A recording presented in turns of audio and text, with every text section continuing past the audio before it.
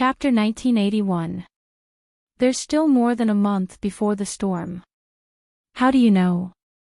It's the fourth day after Christmas, which is December 29th.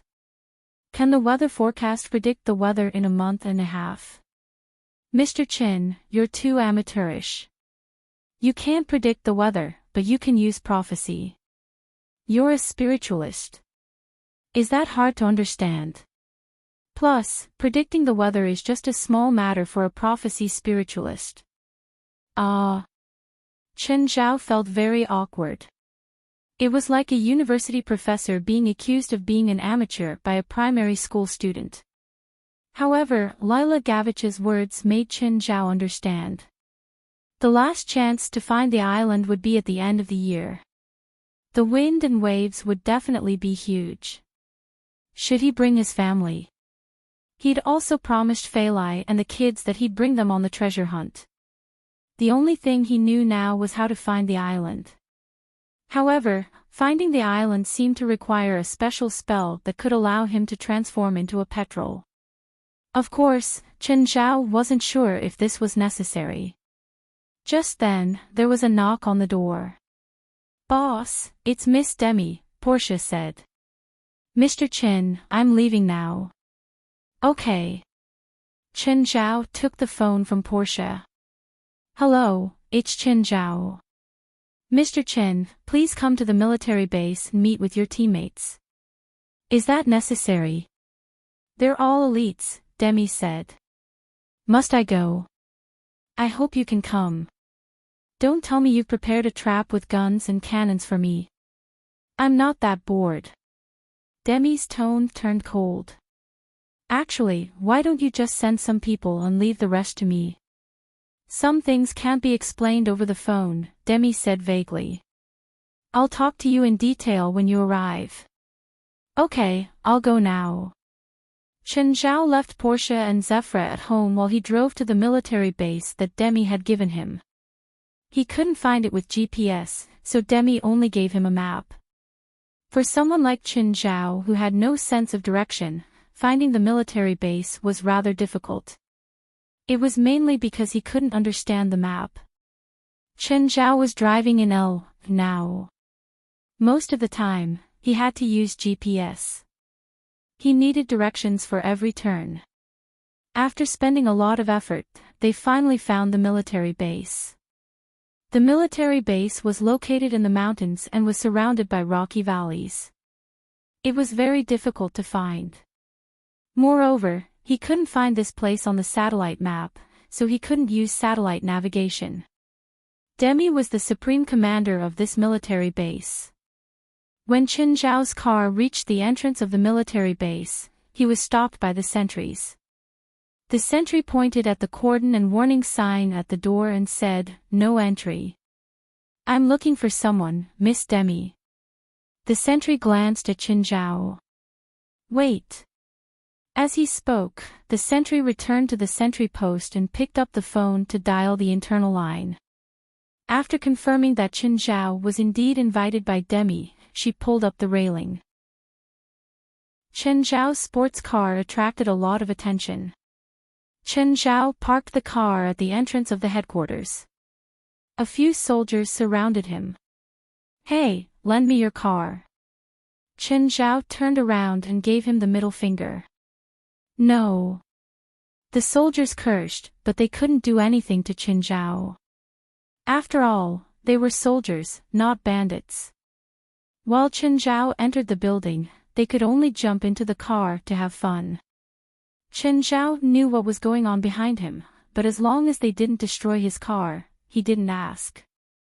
After finding Demi's office, Chen Zhao pushed the door open. Demi was handling some documents. She was about to explode because Chen Zhao didn't knock. Seeing that it was Chen Zhao, she suppressed her anger. "Mr. Chen, you're here. Have a seat. Would you like something to drink?" "No," Chen Zhao said. "Let's get straight to the point."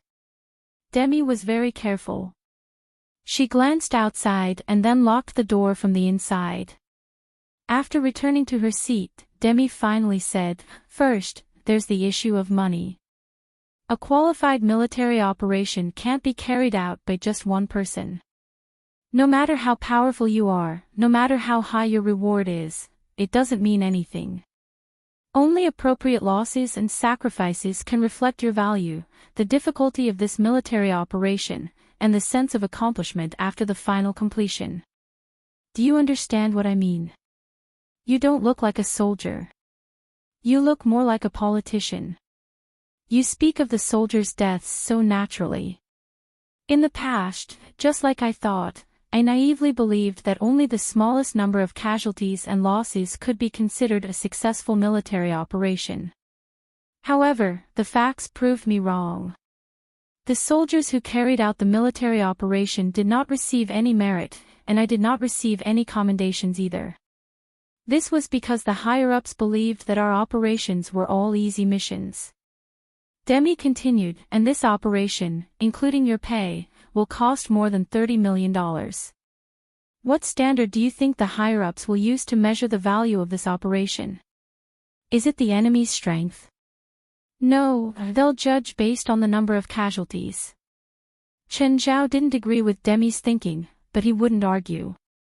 They weren't his subordinates, anyway. Why should he care about their lives? But according to your military compensation, the total compensation for a soldier's death will add up to a few $100,000, right? Plus, the military's investment in a soldier is at least a few $100,000. So, a soldier's death is about $1 million. The compensation for a soldier's death was divided into several steps. One part was covered by the insurance company, and the other was covered by the military. There were one-time compensation and continuous compensation for the spouse and children until the children grew up or the spouse remarried. Yes, the economic loss of a soldier is about $1.2 million, and the loss of an elite special forces soldier is $2 million. So, I've arranged a team of around 15 people for you. How many do you need to die? Chen Zhao asked. Around 10 people, plus the consumption of some weapons and ammunition. The economic loss should be around $30 million. I won't kill them, Chen Zhao said. I don't need you to kill them. I can't guarantee that many of them will die. To be honest, Chen Zhao couldn't understand the higher-ups' thinking. An operation actually had to use the number of soldiers sacrificed as the standard of difficulty. Was this really the most advanced army in the world? It was practically black culture. I have another request, Demi said. What? Chapter 1982. The leader must die. You have your bottom line and I have mine. Don't use your bottom line to challenge mine.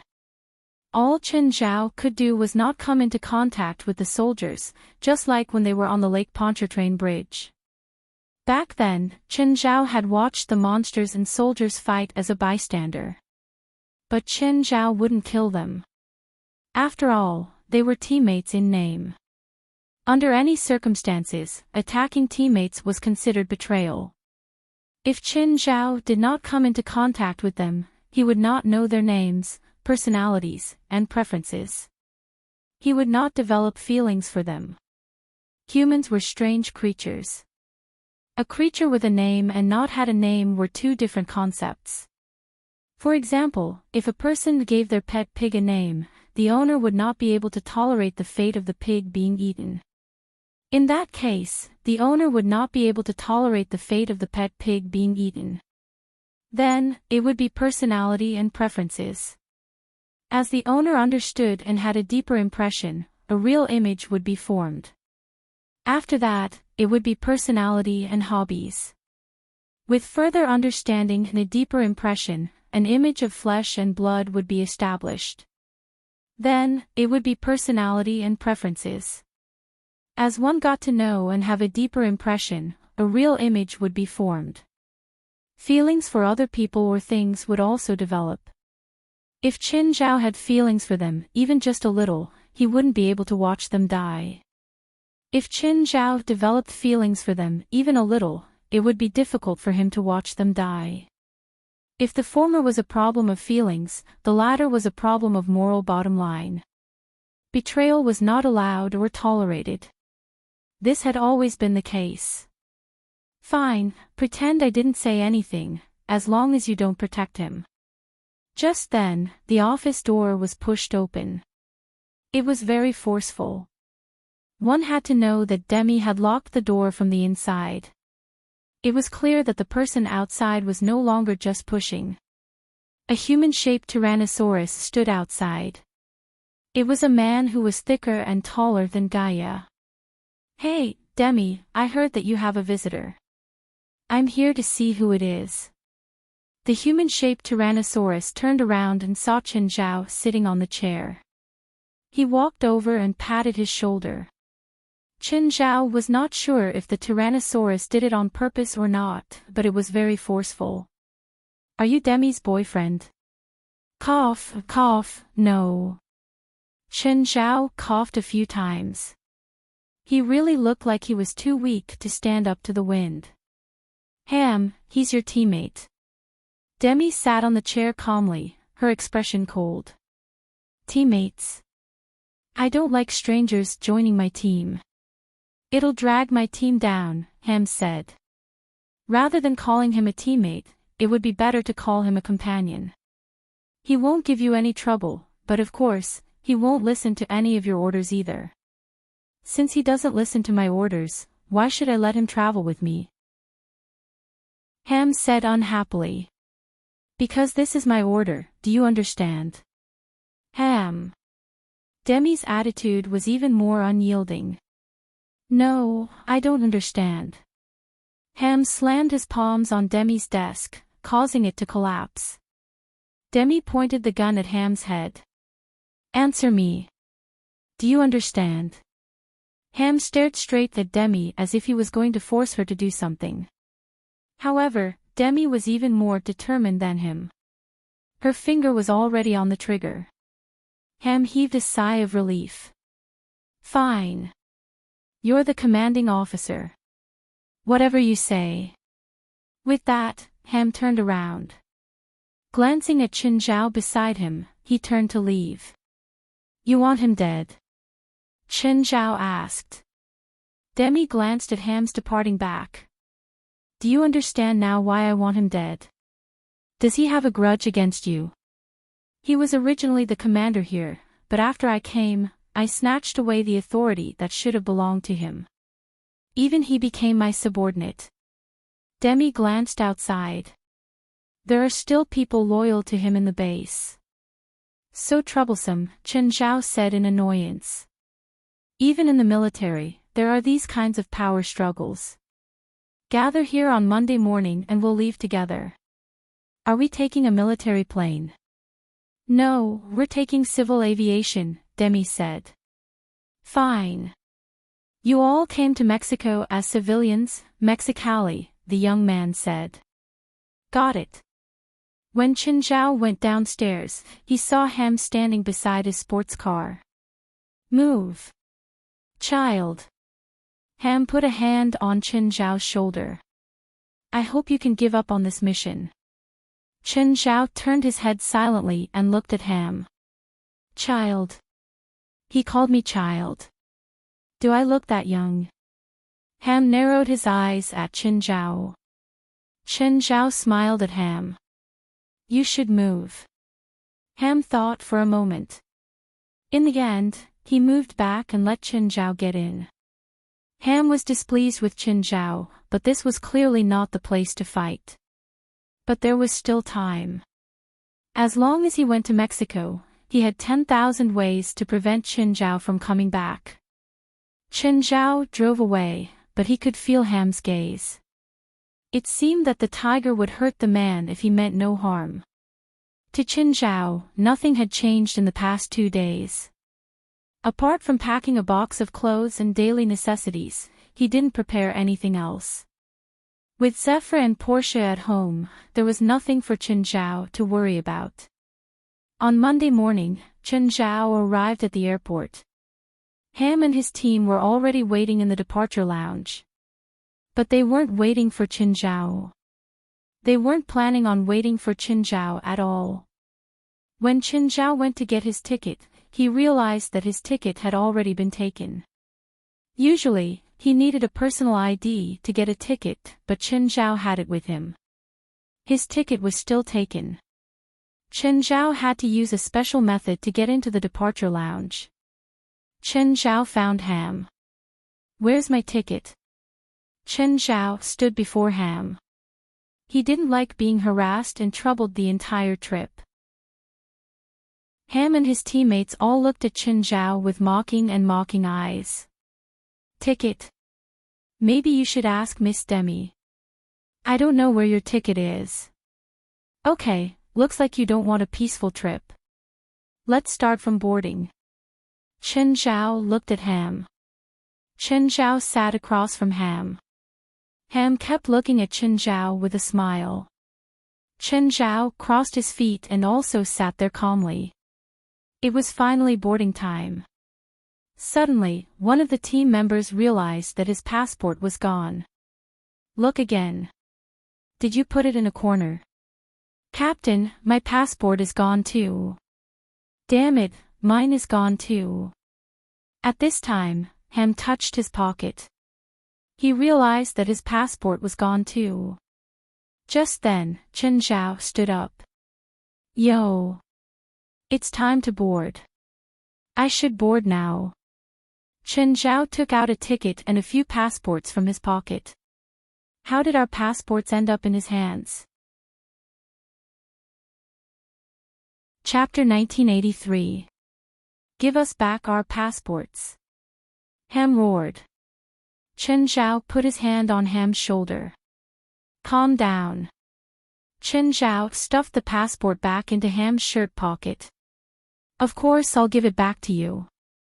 It was just a small joke." Qinzhao patted Ham's chest again. "But I hope that in the next few days, there will be fewer jokes like this. Do you understand?" This was originally a small trick to humiliate and tease Qinzhao.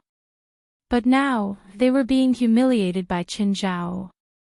This was clearly not the place to do it, unless they wanted to be stopped or blacklisted by civil aviation. After boarding the plane, Qinzhao glanced at his ticket. "Hello, Mississippi, how can I help you?"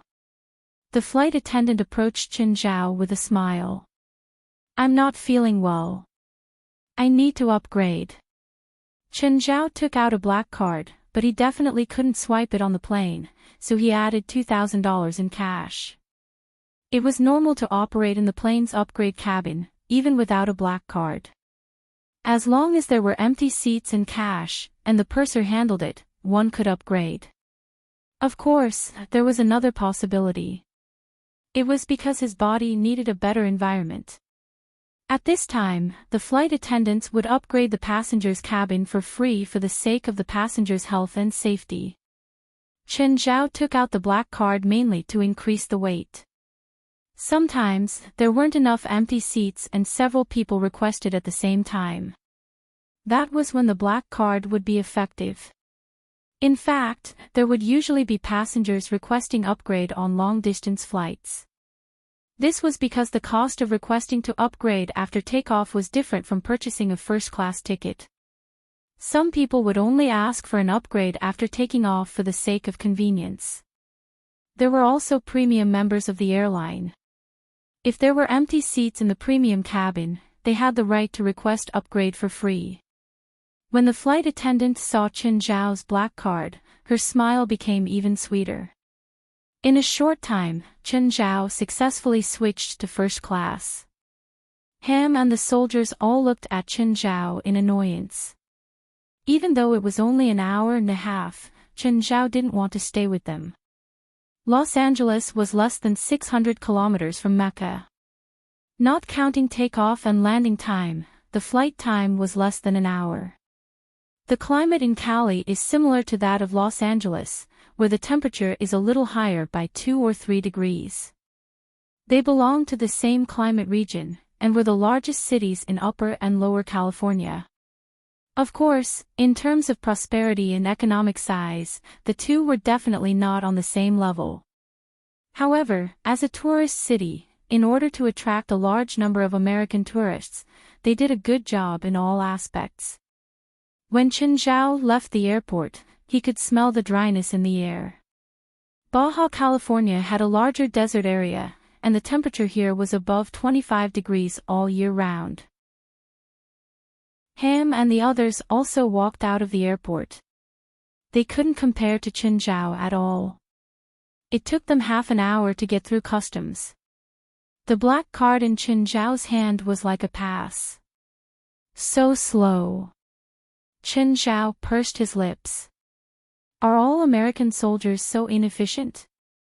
Everyone, including Ham, was enraged, and their eyes were almost spitting fire. Monkey, you'd better watch your mouth. Ham no longer hid his disdain and hostility towards Chen Zhao. Anyway, this is Takali. You should also watch your words, big black bear. Do you dare say that again? Ham was already standing before Chen Zhao. Standing before Chen Zhao, he was 2.1 meters tall. He was like a mountain that loomed over Chen Zhao's head. Mr. Black Bear. Without hesitation, Ham punched Chen Zhao's face. But his fist didn't even cause a ripple on Chen Zhao's face. Let me teach you how to punch. Bang! Chen Zhao punched Ham to the ground. Ham yelped as one of his teeth fell out.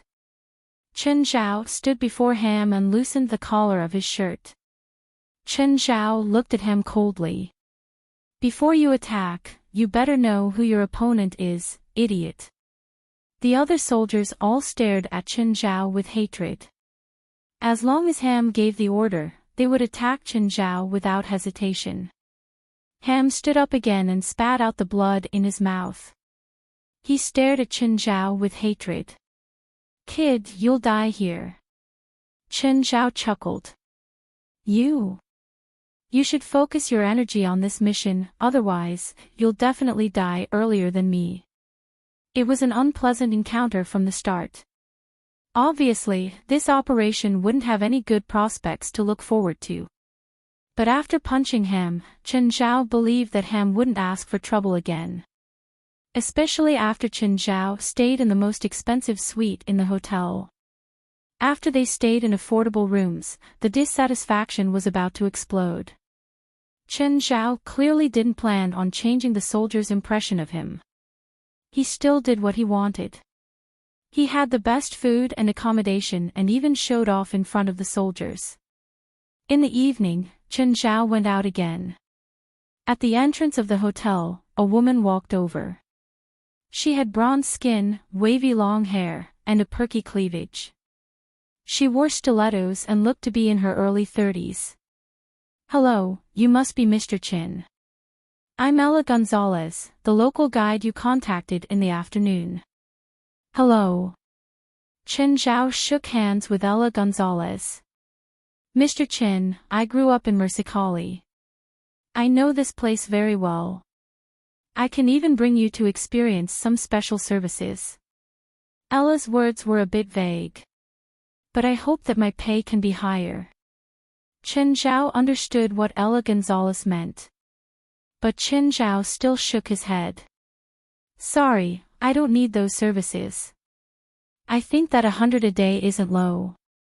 You can't ask me to pay more. Of course, if you think that my pay is too low, I can change to another guide. Okay. 100 a day, but I'll only start after 10 and finish before 7.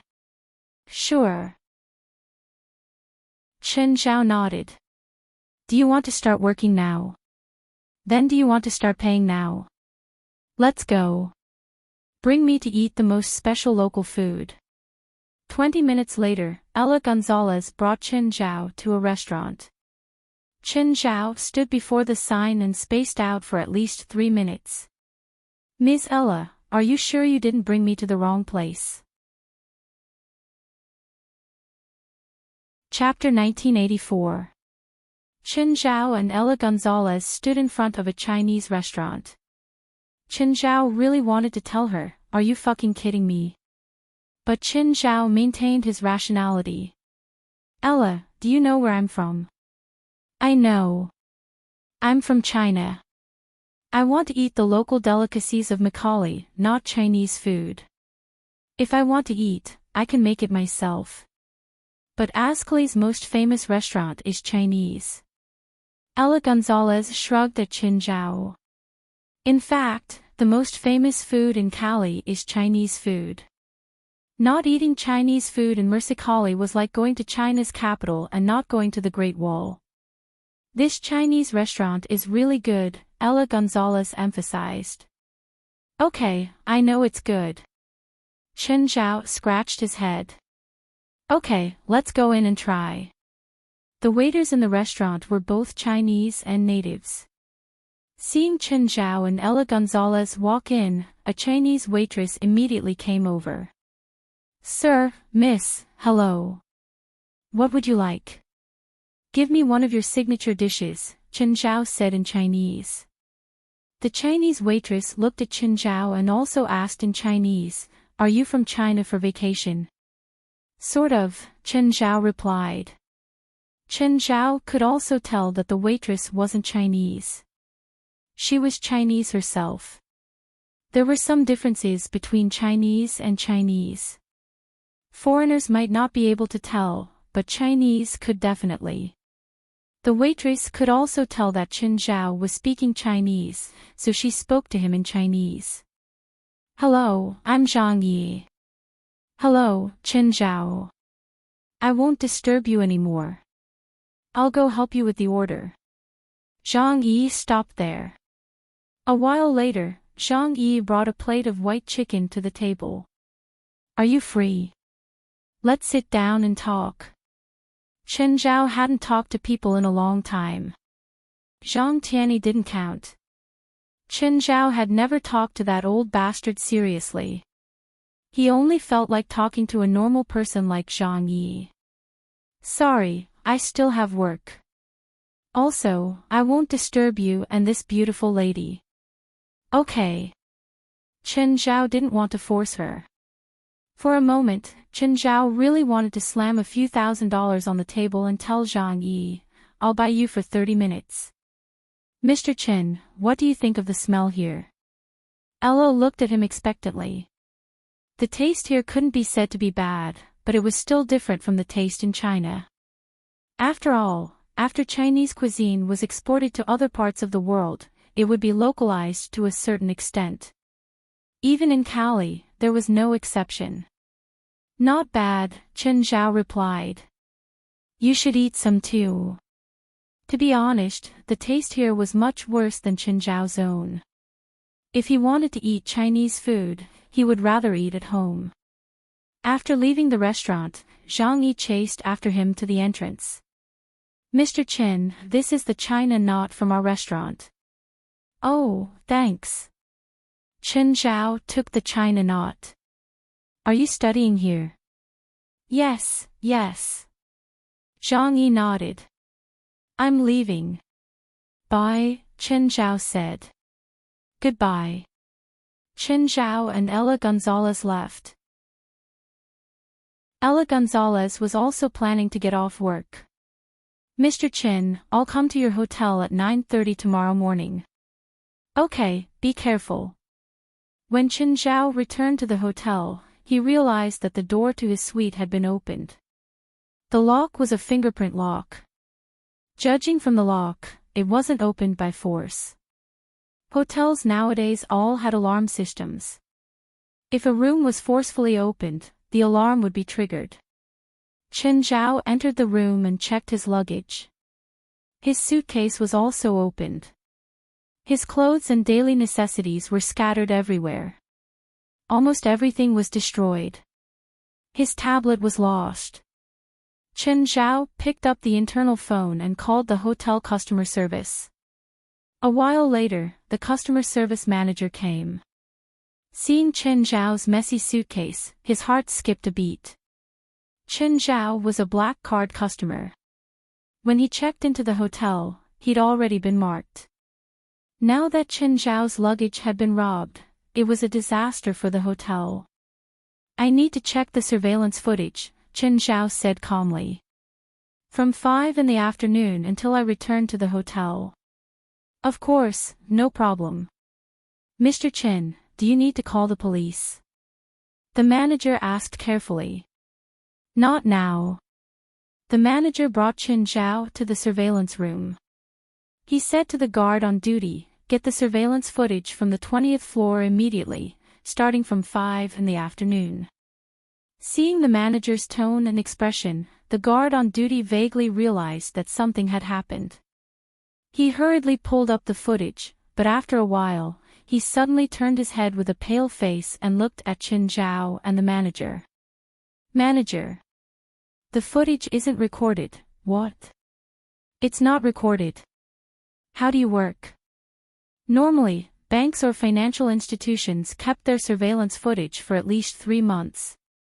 Hotels kept it for at least a week, but Chen Zhao couldn't find the footage from a few hours ago. Chen Zhao clearly couldn't accept this explanation. Why isn't it recorded? I don't know. I didn't do it before, the guard said frantically. The security guard on duty said in a panic, it should be working normally all the time. Why isn't there any recording? Strange, it clearly shows that it is continuously recording. Chen Zhao looked at the footage. After a few minutes, he said, these cameras are connected to an external line, so it's a continuous image. The guard on duty didn't have any skills. Apart from pressing a few buttons, he didn't know anything else, so it could be ruled out that he was the culprit. However, the guard was still panicking. How can this be? How can this be? Chen Zhao turned and walked out of the surveillance room. Such professional skills weren't something a thief could do. Chen Zhao had a rough idea of who did it.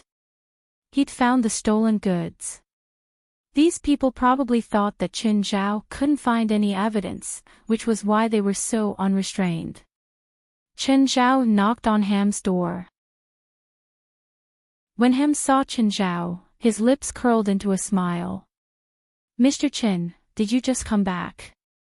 Is Cali fun? Give me back my stuff and I'll pretend this never happened. A playful expression appeared on Ham's face. Mr. Chen, what are you talking about? I don't know what you mean. Just answer me. Are you going to give it back or not? Chen Zhao still looked at Ham calmly. I don't know what you mean. If there's nothing else, please leave. I'm tired. Goodbye.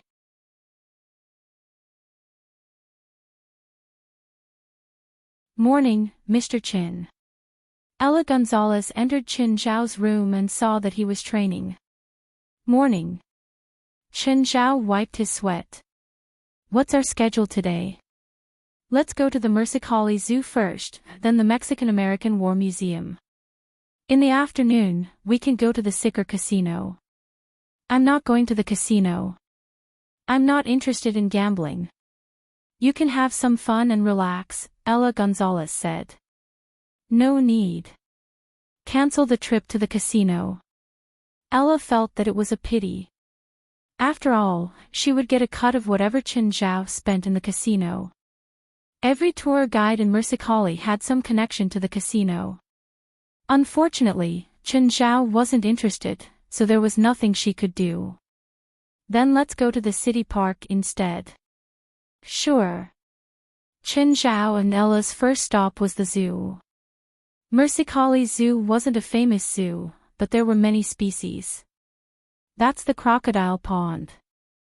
A tourist fell in before. And then the rescuers found an arm. Chen Zhao leaned against the railing and looked at the crocodile pond. I think we should have chosen this place last night. Maybe it'll be more interesting. What are you talking about? No, nothing. Chen Zhao shook his head. Just then, a worker was holding a pole with a rope tied to it. There was also a piece of meat hanging from the rope. It was attracting the crocodiles to jump out of the water, causing the surrounding tourists to exclaim. "Mr. Chin, do you want to enter the airtight cabin and have close contact with the crocodiles?" "Sure." Chen Zhao nodded. Seeing Ella Gonzalez's proud expression, Chen Zhao asked, "Do you get a cut from this project too?" "I just earned some hard-earned money." Chen Zhao and Ella Gonzalez both entered the sealed cabin. The airtight cabin slowly sank into the water. By then, the surrounding crocodiles had already surrounded them. They even used their huge bodies to hit the cabin. Some even used their bloody mouths to bite into the cabin. Ella Gonzalez wanted to see Chen Zhao's dazed expression. But when she turned to look at him, she realized that his hands were still in his pockets. "Aren't you scared? This airtight cabin is made of super fiberglass. 1 square meter can withstand 500 MPa of water pressure. Most of the floor-to-ceiling windows in my house are made of this glass. I know how tough it is. The crocodiles can't destroy it." Chen Zhao wasn't a material expert, but Felwood Cisco often mentioned this glass material to him, so he had a deep impression. Of course, this glass was also very expensive. 1 square meter of super fiberglass cost tens of thousands of dollars. Ella Gonzalez rolled her eyes. "This project is meaningless with your reaction. Then how should I behave?" "Fear." "You can be excited," Ella said. Ella Gonzalez said, "I've accompanied customers to experience this project no less than 100 times. Their reactions have varied, but they've never been as calm as yours. The project only lasted 10 minutes.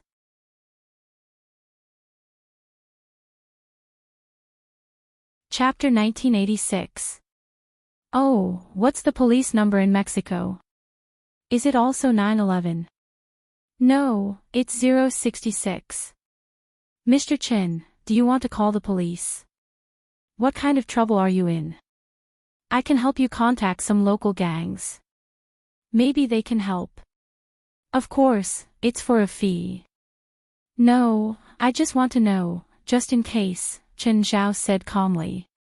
At the same time, he stuffed $100 into Ella Gonzalez's hand.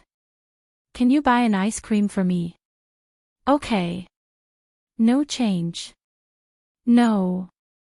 You can keep the rest as your errand fee. It was already noon. This was the hottest time of the day.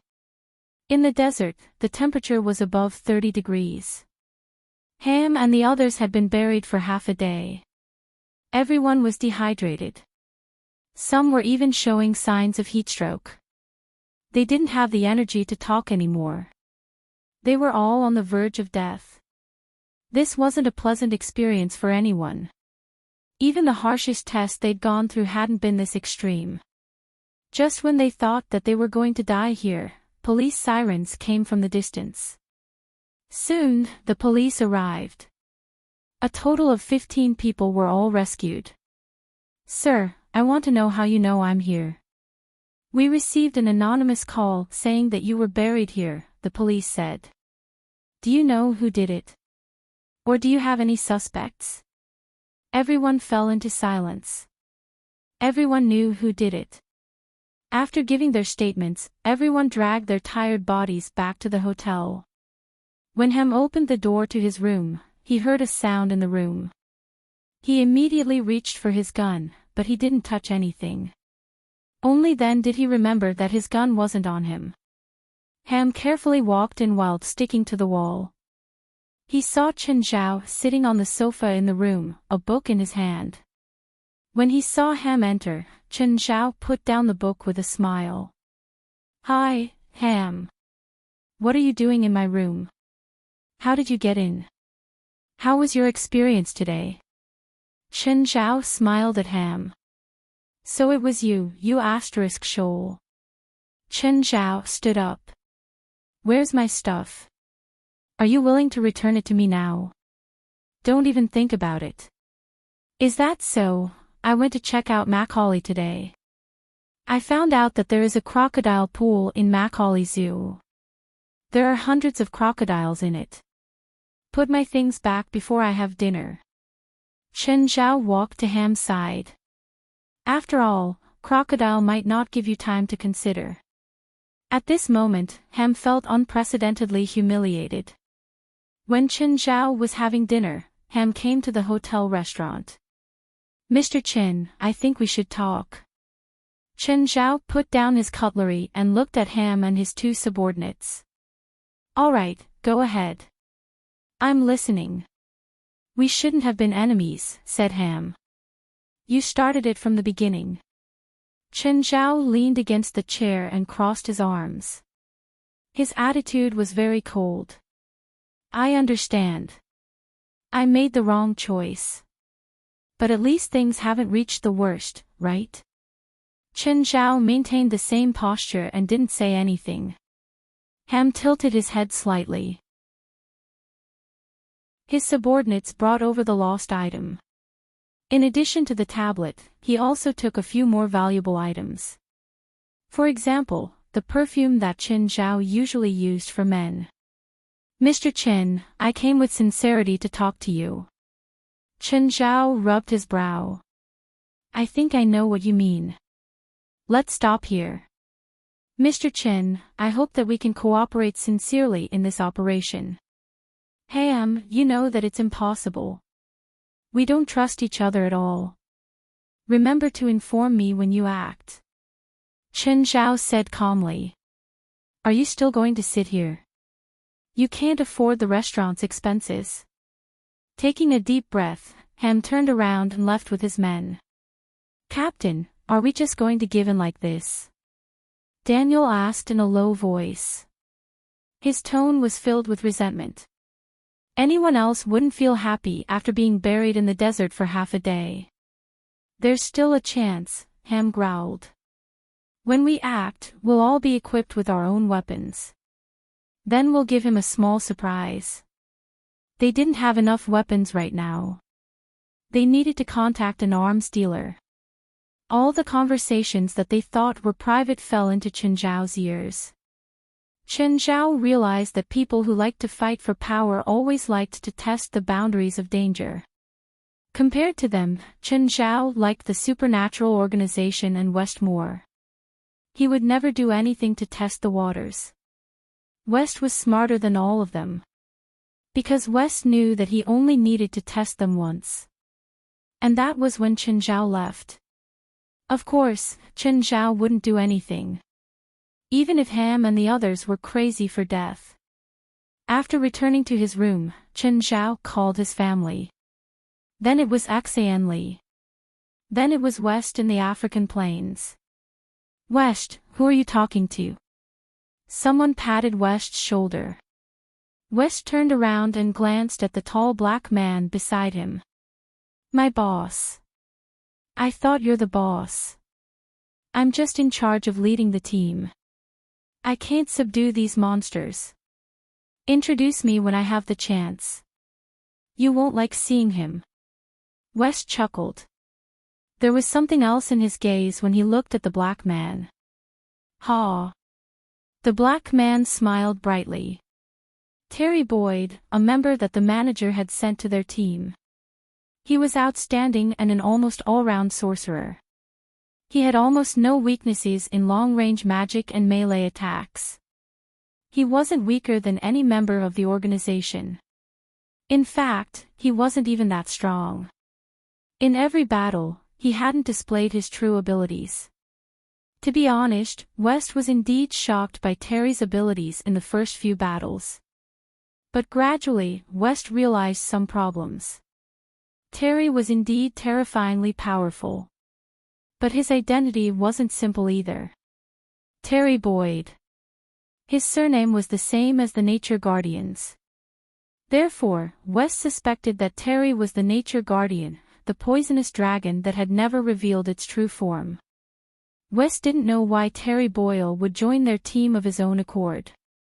Also, wasn't the Nature Guardian heavily injured? That was why West said that Terry wouldn't like seeing Chen Zhao. Chen Zhao was a professional dragon slayer. There was probably no one more professional than him in the world. Chapter 1987. Why wouldn't I like meeting your boss? Because he's hot-tempered. I'm good at making friends, Terry Boyle said. Trust me, he's definitely not on your list of friends. Is it really okay to slander your boss behind his back? West stood up with a smile. To be honest, other than Gaia and his little dragon, he's killed all the dragons he's seen. Terry's expression froze. When did you find out? You don't seem to be planning to hide it, West said. Or rather, you don't plan to hide it from us. That's why I'm being honest with you. To be honest, if a dragon wanted to hide his identity, he could do it better. Alright, what do you want to talk about? The manager said that you're so heavily injured that you're almost peeing blood, but you don't look like you're in danger at all. West looked Terry up and down. Do you know how long I've been a guardian? No. 100 years. 1,000 years. 500 years. If it's 1,000 years, I can retire, Terry said. Terry Boyle said, but even if it's only 500 years, I'm already sick of it. I have to face those twisted and unnatural creatures every day. But I can't start a war. I'm the nature guardian. The only thing I can do is maintain the status quo. What a bastard rule. West was a good listener. At least when Terry complained, he didn't seem annoyed at all. Then, Blood Mary came to me and provided me with a good plan. Of course, her fee isn't cheap. So, the so-called injury is actually a trap between you and the 23rd Blood Mary? You can't start a war, but those unnatural creatures can. You want them to start a war? Yes, and they even attracted a powerful spiritualist team like you. What about the benefits the manager promised? Is it real or fake? Of course it's real. Malone's promise is my promise. Terry Boyd smiled at West. So, what's your choice now that you know the truth? For us, the truth is not important. The reason why I'm talking to you openly is not only to satisfy my curiosity, but also to ensure that we are not pawns in some conspiracy. To be precise, you are indeed pawns. At least our roles aren't that hard to accept. If you can let your boss who can slay dragons participate in this war, I will pay you handsomely. Our boss is a collector. Fire dragon, black dragon, silver dragon, metal dragon. He seems to be missing a dragon ball from a poison dragon. Can you provide it? Alright, forget about him. I think he's not interested in the remuneration I'm offering. A wise choice. Chen Zhao had just learned that Ham had just completed the arms transfer today. American arms suppliers were all over the world. Of course, Ham wouldn't tell him how many weapons he'd received. However, Chen Zhao had estimated that the firearms were enough for a soldier to kill a tank division. Chen Zhao looked into the distance. Ham and his men were testing the weapons. They even put Chen Zhao's photo on the target. It was as if their weapons weren't for missions, but to deal with Chen Zhao. Of course, as long as they were happy. These soldiers were more like spoiled boys. Their weapons gave them great confidence and a sense of security. Just then, Chen Zhao's phone rang. Mr. Chen, don't you have plans to go out today? Ella asked. Sorry, no, but I'll still pay you, Chen Zhao said. Okay then. Ella Gonzalez was happy to relax. She could get money and not have to work. I think there are gunshots over there. I'm watching a movie. Okay, have a good day. Bye.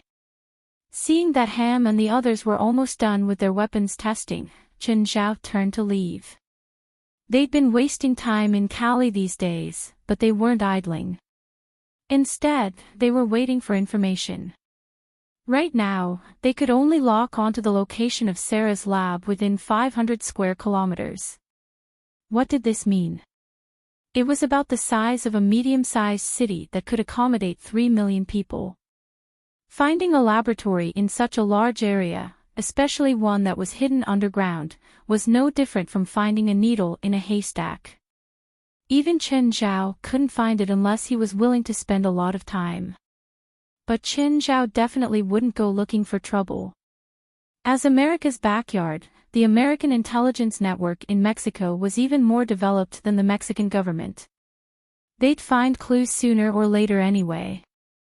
Chen Zhao didn't need to be snubbed. Chen Zhao was driving.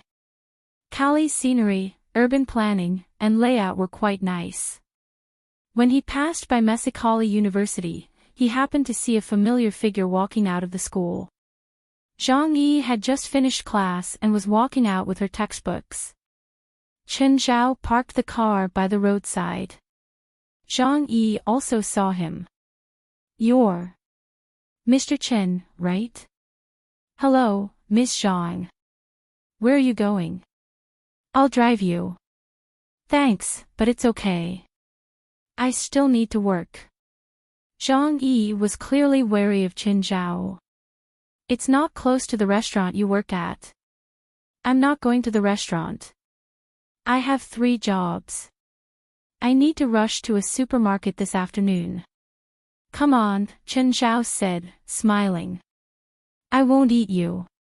Zhang Yi hesitated for a while, but finally got into Chen Zhao's car. "Mr. Chen, aren't you traveling with a group?" "No, I'm traveling on my own." In Zhang Yi's eyes, those who could travel on their own were all rich. Mexico's consumption level wasn't high, but traveling abroad with a group would cost at least 10 or 20,000 RMB. If he was traveling on his own, however, it would be expensive. Who was that lady that day? "I hired a local guide." "What do you do, Mr. Chin?" "When I come back, maybe I can work at your company. I'm running a small business. I probably can't afford a top student like you. I'm studying in Mexico, but I'm not a top student. I'm just trying to get some experience. I'm just opening a small workshop and producing beer with a brand name. If you really come to my place, I probably won't know what to do, unless you're willing to work as a technician on the production line. From the way you talk, you don't seem like a nouveau riche who produces fake products. I studied medicine, but I couldn't stay a doctor anymore, so I became a small boss."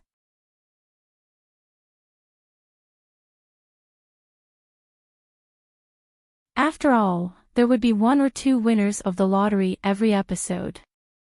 However, there might not even be one in the real world in a melodramatic drama about a princess falling in love with a poor boy. Putting aside the plot of a television series, there might not even be one in the real world in 10 years. Chen Zhao probably didn't even know that the girl he'd randomly picked up to earn money to support her studies was actually from a rich family.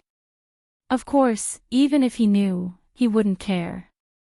When Chen Zhao talked to someone, he wouldn't ask about their background first. After returning to the hotel, Ham came to find him. "Mr. Chen, we've already locked onto the exact location of Sarah's lab and the entrance. We're planning to move tonight. Do you have anything you need to prepare?" "I don't need to prepare anything." Chen Zhao rubbed his nose. "But have you gotten your weapons and equipment?" "It's not what I expected, but it's more or less ready." Both sides were lying through their teeth. It seemed like they'd really reconciled. Chen Zhao felt that even if he had to work with Demi next time, he definitely wouldn't work with others. It was a really uncomfortable feeling. Every word was filled with lies and hypocrisy. "Mr. Chen, what weapons do you need? If we have extra, we can help you prepare them." "I don't really need anything." "Oh, do you have a Desert Eagle?" "Mr. Chen, are you used to using a Desert Eagle?" Actually, most people who used guns wouldn't like a Desert Eagle. As a large-caliber handgun, the Desert Eagle had a terrifying recoil that was as powerful as its power. Even men had to hold the gun with both hands to shoot. If they used one hand, they might break their bones with one shot. The Desert Eagle had actually become popular because of games and TV shows. If the main character held the Desert Eagle with both hands and fired continuously, the main character would probably be paralyzed after a battle. After the battle, the protagonist would probably be paralyzed. That terrifying recoil would directly make the protagonist infertile. In the military of every country, no country used the Desert Eagle as a regular weapon. No, I'm just keeping it as a collection. Okay, I'll prepare a Desert Eagle for you tonight. Ham looked sincere, but he was actually very disdainful of Qin Zhao's choice. True professionals almost never used the Desert Eagle as equipment. As for what Ham was thinking, Qin Zhao didn't care at all. Then I'll have to trouble you, Ham, Qin Zhao said intimately. However, Ham wouldn't fall for it. In fact, after Qin Zhao buried Ham and his team in the desert, Ham's vigilance toward Qin Zhao was at its highest. Ham and his subordinates analyzed for 2 days, but they still couldn't figure out how Qin Zhao had done it. In such a short time, Qin Zhao had infiltrated the suite through the hotel's outer wall. After all, what had happened that night was too strange. Even if it happened again, Ham wouldn't know how to defend against it. This time, Ham wouldn't underestimate Qin Zhao like before. If he wasn't completely confident, he definitely wouldn't act rashly. After dinner, Ham and his team were all busy preparing and checking their weapons. Only Qin Zhao was still recovering in the restaurant. Ham couldn't help but rush him. But Qin Zhao still did what he wanted. Ham, don't be so impatient. Take it slow. It's still early. Early? Ham glanced at Qin Zhao. They couldn't just walk out of the door and turn right to Sarah's lab. Their schedule tonight was very tight. It would take a few hours just to get to Sarah's lab. It was already a miracle that they could get there in the second half of the night. In fact, after entering the highway, they had to face the desert in the night. After half an hour of Ham's urging, Qin Zhao was finally full. Mr. Qin, can we go now? Of course. No problem. Chapter 1989. When Qin Zhao stepped into a modified military transport vehicle, the atmosphere in the vehicle dropped to a freezing point. The soldiers all gripped their guns tightly and stared at Qin Zhao. It seemed like they could attack at any time. Just then, Ham spoke up. Mr. Qin, here's the Desert Eagle you wanted. Ham lowered the gun and handed it to Qin Zhao by the handle. Thank you. Qin Zhao took the Desert Eagle and wiped the gun with a handkerchief. He had to admit that the Desert Eagle was indeed very beautiful. Qin Zhao couldn't bear to put it down. The Desert Eagle was just like in the movies. It was heavy in his hands and his entire aura changed. It could be said that it was a firearm that was deified in movies. Its huge recoil force and weight of up to 2 kilograms, as well as its low performance and reliability, made it impossible for it to be used professionally. However, it had a very good market for civilian use. The Desert Eagle had always been one of the top-selling guns on old America's gun shop's shelves. Therefore, the Desert Eagle fully demonstrated the saying that appearance was the best. Of course, Qin Zhao also felt the disdain from his teammates. Mr. Qin, do you like guns? Like? Qin Zhao's few records of killing enemies with guns had all been by pointing the muzzle at the enemy's head. How could Qin Zhao like guns? He was just a fan and worshipped this legendary weapon. But after a few rounds, he got bored. His natural lack of passion for guns also came with it. It was mainly because Qin Zhao lacked the talent for firearms. Qin Zhao had shot at the enemies with firearms several times, but the kills turned into threats. The enemies thought that Qin Zhao didn't kill them on purpose. After leaving the city, the transport vehicle entered the desert. At first, the transport vehicle could still move. Apart from being a bit bumpy, there were no other flaws. But in less than 10 minutes, the vehicle stopped moving. After everyone got off, they realized that it was a crack in the terrain. The vehicle couldn't drive over, so they could only get off and walk.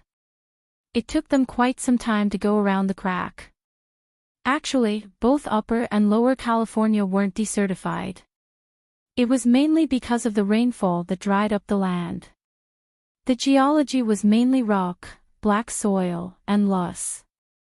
It wasn't like the Sahara Desert, which was completely desertified. It was cold in the desert at night. Because everyone needed to fight, they couldn't wear too thick clothes. When the cold wind blew, they all shivered. Don't think that these elites who trained in water and fire are not afraid of the cold. In fact, this was the most painful moment for them.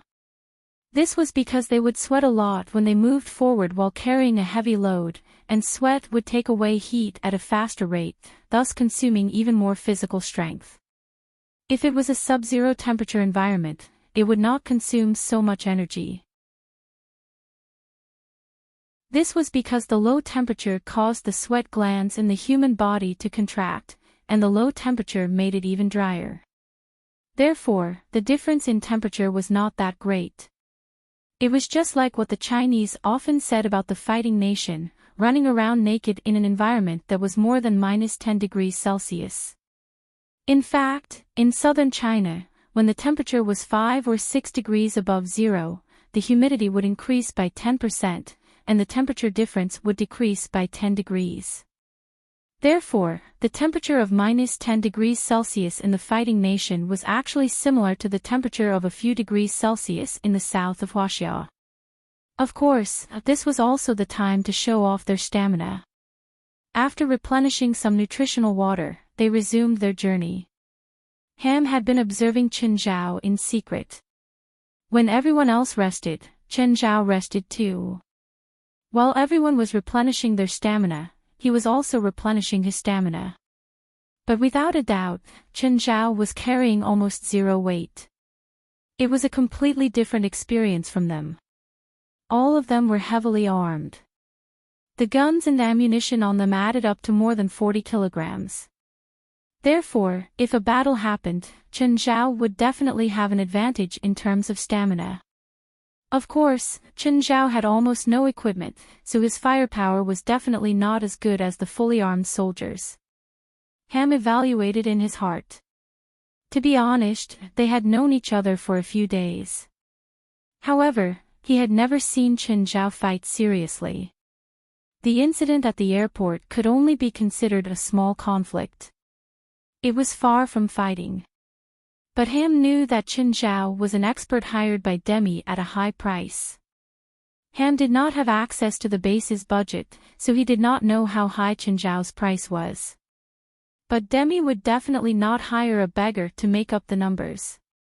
Moreover, Chen Zhao had already silently tied up the entire team and buried them alive in the desert that night, proving his strength.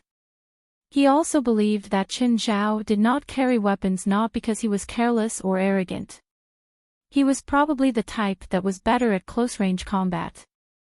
Demi had also said that Chen Zhao was an expert in this area.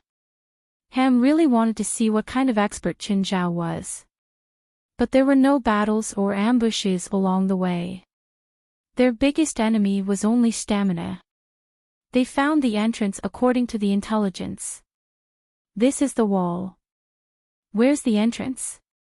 They stopped before a wall in a valley. According to the intelligence, this was the entrance. But there was nothing else apart from the wall. It should be a hidden entrance. Ham studied the wall before him. Then he looked at Chen Zhao. Mr. Chen, do you have any suggestions? If the normal method of finding the entrance was very complicated, there was another way, exploding the wall. The rock wall was about 10 meters long, and they had enough explosives.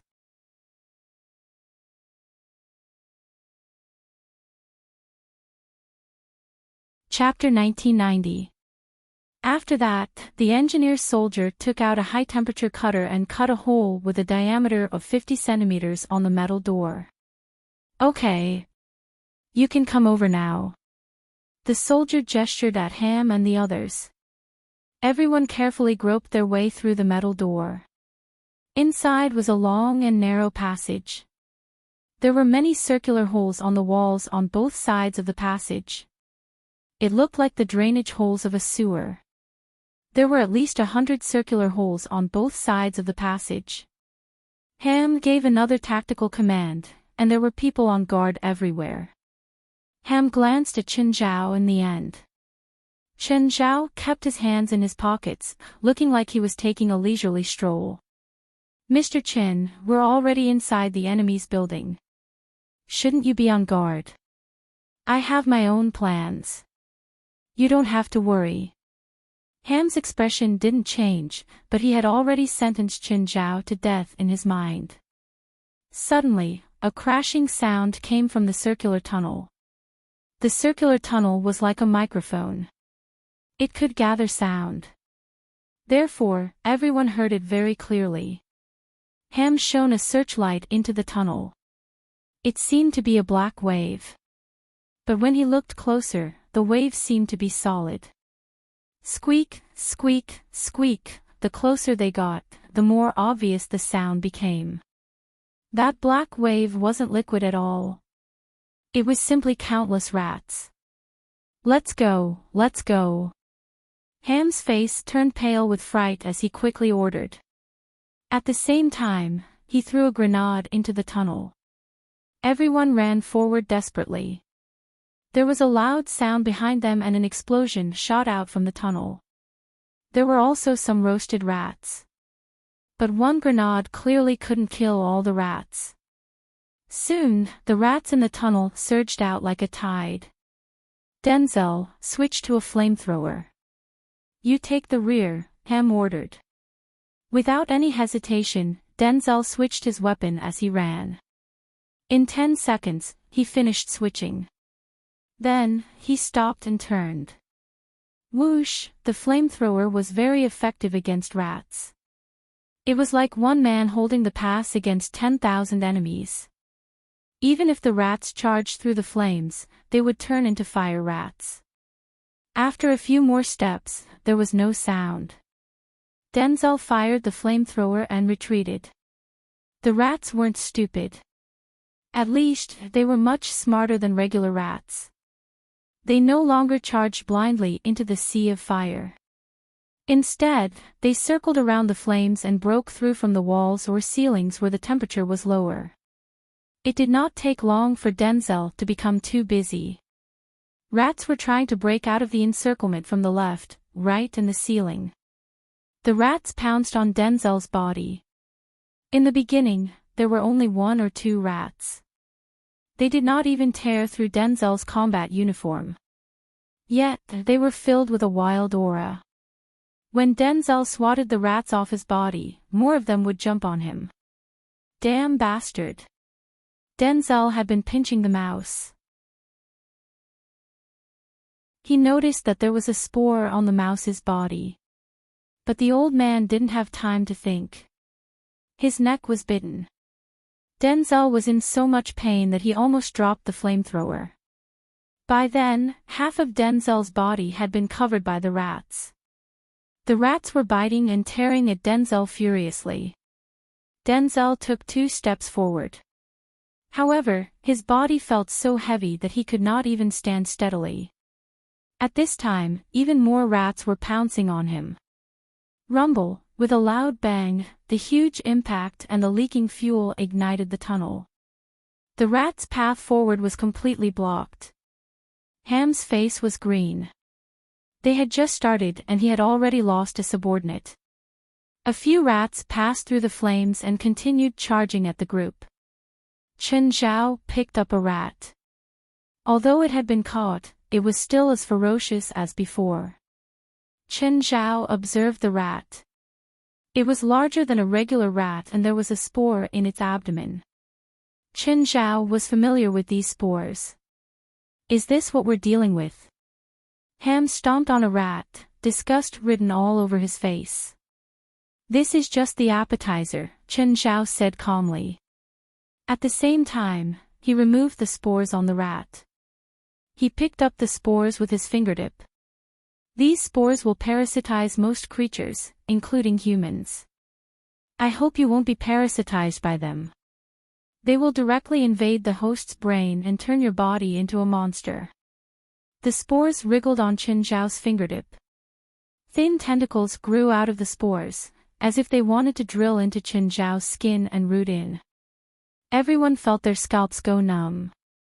If you encounter a large parasitic host, if you can't completely destroy the body of the parasitic host, you can directly attack the spores.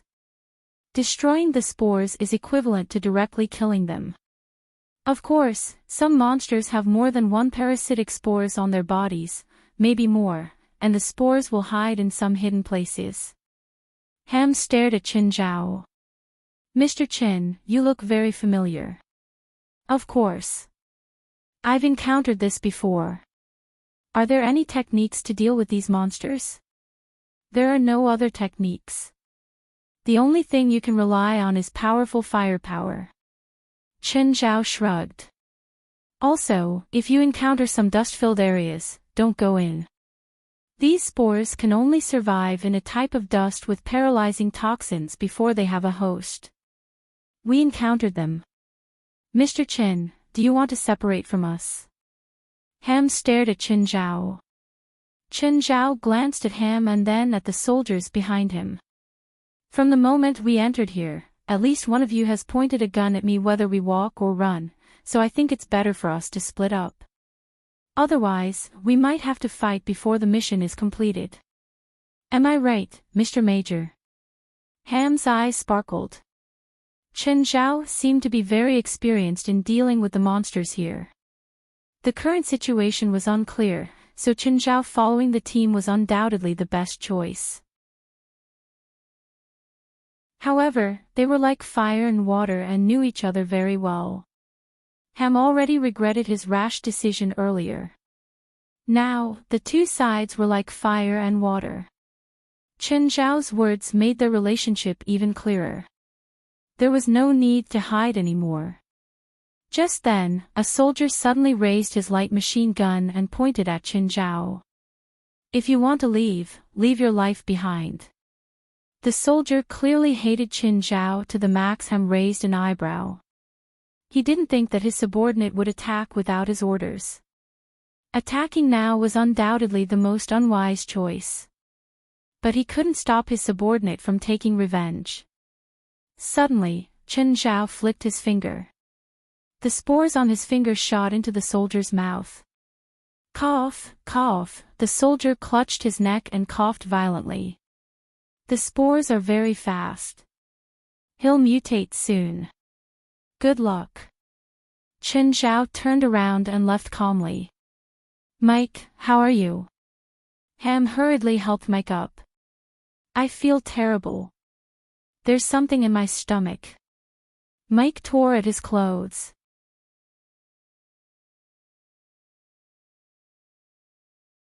Chapter 1991. Suddenly, Ham took a few steps back, and so did his teammates. Mike's face was covered in black veins and his body gave off a strong rotten smell. Mike vomited heavily. His body was going through a drastic change. "My hand, it's so painful, this feeling is too wonderful." Everyone watched as Mike, who'd been kneeling on the ground, stood up again. Mike, who'd been 1.8 meters tall before, had now grown to 2 meters. Moreover, it continued to grow taller until it was nearly 3 meters tall, and its body had also expanded by several times. Mike suddenly smashed his hand at Ham. Ham caught it and took a step back. However, Mike's fist was already in Ham's hand. Ham raised the gun in his right hand and pointed it at Mike's head. "I'm sorry, Mike." "It's okay," bang. Mike's head was smashed, but his body didn't fall. He still stood there. The next moment, the headless body punched Ham's chest and he was sent flying. However, the moment Ham was sent flying, he fired again. Bang, bang, bang, the tumor in the headless body's chest was shot and it fell backward. Ham exhaled and stood up again. "Captain, are you okay?" "I'm fine." Ham patted his chest.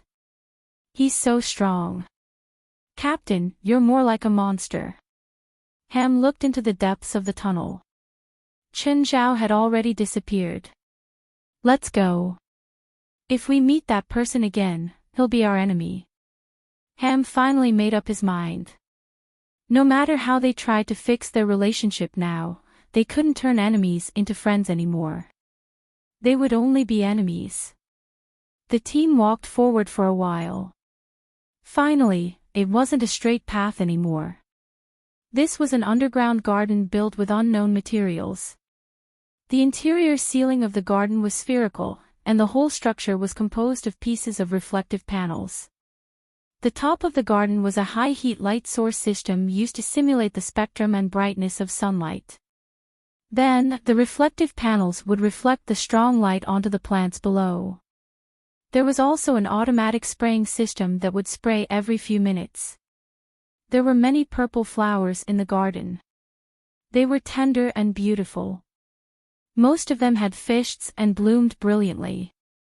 No one could recognize the species of the flowers. Everyone carefully walked along the path of the garden, even though this place was filled with vitality and lush greenery. But no one dared to be careless. They clearly understood that the more beautiful they were, the more dangerous they were. "Captain, look over there," one of the team members pointed at a rotten arm protruding from the soil under a purple flower tree not far away. The bulge under the soil looked like a person. And the main stem of the purple flower was rooted in the human form. A few of the team members covered their mouths and retched, their stomachs churning uncontrollably. These purple flowers use human corpses as nutrients. Ham's expression was cold. "That's right." At this moment, a voice suddenly rang out. Everyone looked up and saw a person standing on the top of the wall. That person was wearing a white work uniform. He should be one of the researchers here, or maybe he was the mastermind behind the scenes. "Who are you?" "Let me introduce myself. I'm Doppler, the person in charge here." Captain Doppler, Latino, 68 years old this year, a biogeneticist. 30 years ago, he was arrested for carrying out forbidden experiments and stealing corpses. He served 21 years in prison, Denzel said. "You know him?" Ham asked in surprise. "I was once in charge of chasing after him. However, that mission ended in failure. Back then, I was just a new recruit," Denzel said. "Did he do anything else after being released from prison?" "The same old problem. Carrying out dangerous forbidden experiments, stealing corpses, murder and terrorist attacks. More accurately, massacres. He set up a laboratory in a small town near the US-Mexico border and released a poisonous gas into the town, causing over 20 people to die from the deadly virus. In the process of chasing after him, he caused the death of another 12 soldiers. After that, he disappeared without a trace." "I'm glad there are still people who know me," Doppler said loudly. "He doesn't look like he's 68 years old, he looks like he's 40 years old at most." "He looks even younger than a few years ago," Denzel said. Everyone revealed puzzled looks. Truth be told, they did not believe it either. The man standing at the top was really 68 years old. Doppler was wearing glasses. His face had some unshaven stubble and his hair was thick. Although he was only wearing a white coat, he still looked very elegant. It was hard to imagine that he was an evil scientist who had committed countless crimes. "I am indeed Doppler. This is all thanks to my many years of research. Now, my research is approaching perfection. You will be fortunate enough to be the first to benefit," Doppler said with a smile. At that moment, Ham suddenly raised his gun and fired at Doppler, who was tens of meters away. Bang! A sticky tentacle reached out from under Doppler's white coat and blocked Ham's bullet. Everyone swallowed a mouthful of saliva. What was that? The end of the tentacle slowly opened up, revealing a mouth that looked like a petal. Next, the mouth spat out and the bullet flew back at Ham. Ham's cheek was cut by his own bullet. More tentacles slowly extended out from Doppler's back. Do you see? Do you see that? In the future, humans will have many more tentacles. This way, they can carry out more work and live more conveniently. They have stronger cell structures. A tentacle can lift up to 3 tons, and its maximum length can reach 5 meters. Work that could only be done by machines in the past can now be done with tentacles. Moreover, they are directly connected to human sensory nerves, and their reaction speed is faster than hands and feet. They can even block bullets. This is the inevitable process of human evolution. Although everyone was shocked, they were still relatively clear-headed. They would not be bewitched by Doppler's words. Evolution. You call this evolution? Ham sneered. This time, he put away his pistol and took out an automatic rifle from behind his back. You can block bullets from a pistol. I wonder if you can block bullets from an automatic rifle. Doppler looked at the group of people pointing their machine guns at him, and a smile appeared on his face. Don't worry, I'm not the one you need to face now. There are still many failures in my garden. They are the enemies you need to face first. After saying that, Doppler turned and entered the tunnel. The tunnel was once again blocked by the reflector. At that moment, a corpse stood up shakily in the garden. Captain. This is Resident Evil, right?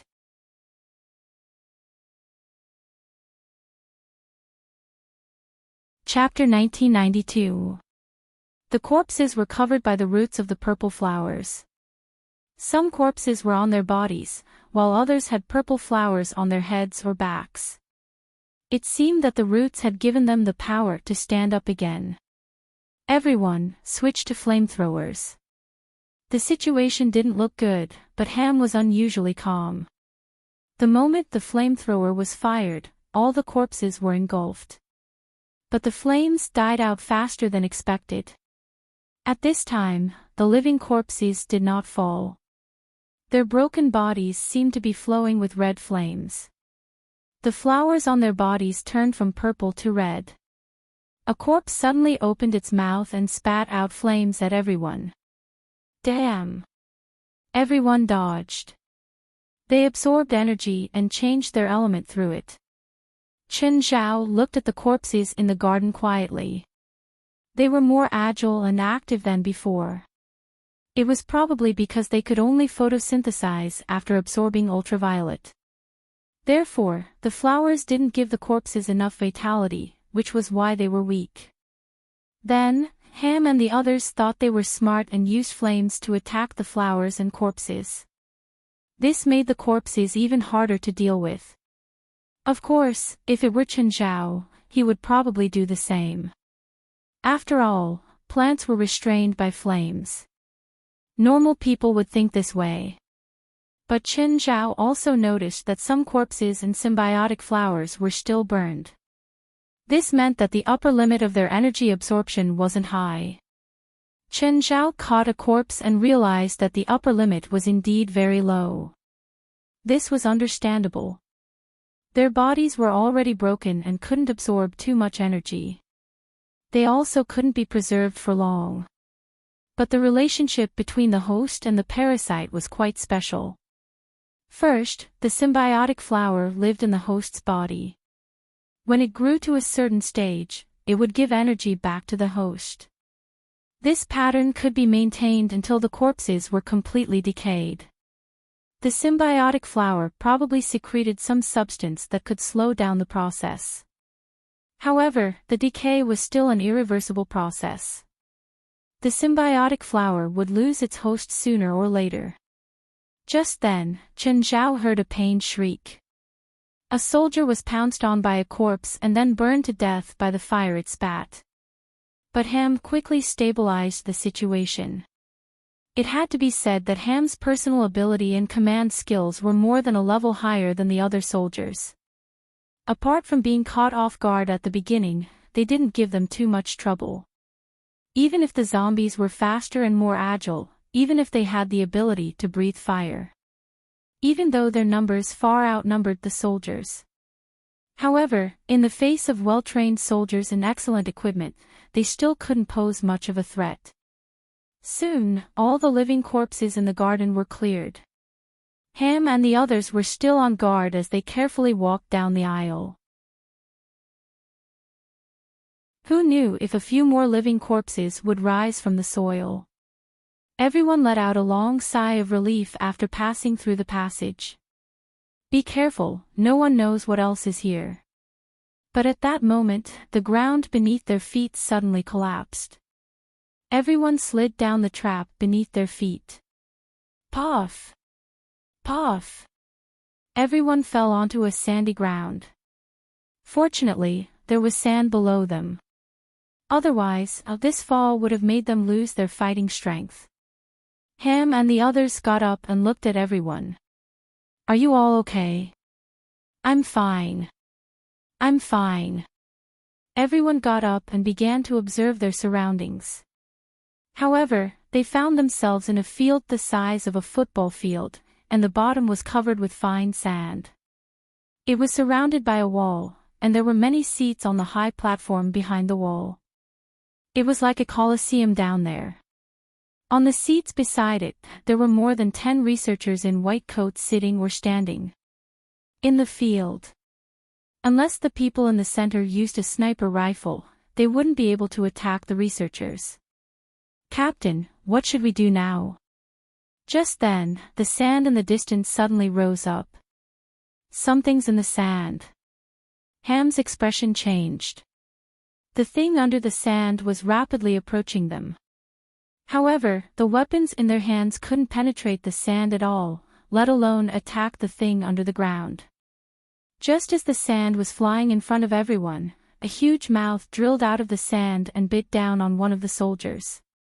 Ham was shocked. The monster had crawled out right beside him.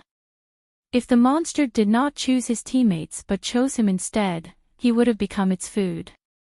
It was a monster that looked like a snake, but its head was more like a viper's. There were many spores all over the back of the snake monster. Boom! The soldier was also very decisive. Without hesitation, he pulled the grenade and self-destructed. The bloody mouth was immediately blown to pieces. The explosives and flamethrower that the soldier carried also detonated, completely igniting the snake monster's body. The snake monster's burning body kept rolling on the ground. Just then, the other snake monsters crawled out of the sand. They crazily bit their own kind that had been ignited. Fire at will and kill them. Hurry, we can't give them a chance to crawl back into the sand. Thud, thud, thud, boom, boom. One had to admit that Ham's reaction was extremely fast. He just escaped from the gates of hell, but he forced himself to calm down with his strong heart. Then, he stabilized the situation and fought back against the snake monsters.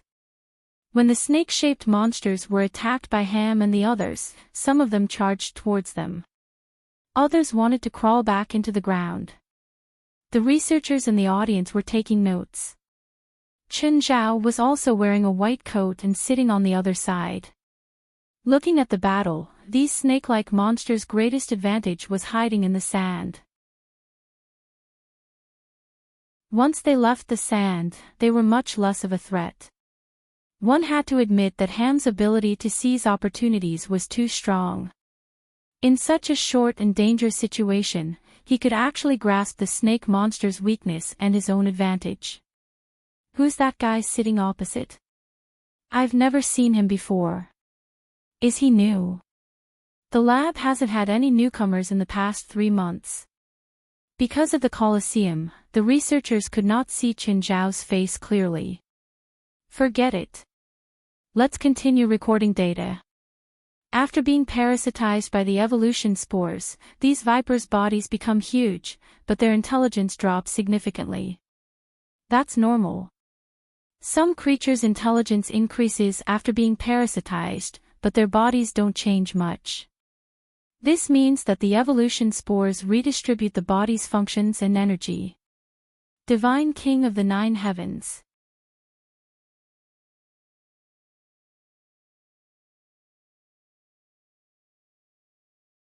Previously, he thought that Ham's group was the only intruder, but he didn't expect another one to appear out of nowhere. Chen Zhao had smashed all 20 containers in the warehouse in Zone S. Chen Zhao looked back. Some monsters had already woken up. He didn't care about the mess and left in a carefree manner. Just as he reached the door, he heard footsteps in front of him. When Chen Zhao returned to the warehouse, the people in front had already charged in with weapons.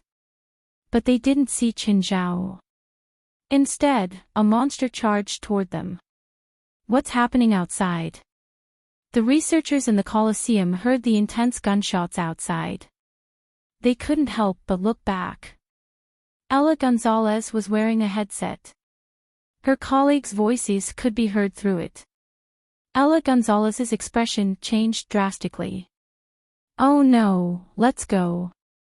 Leave this place. What's happening?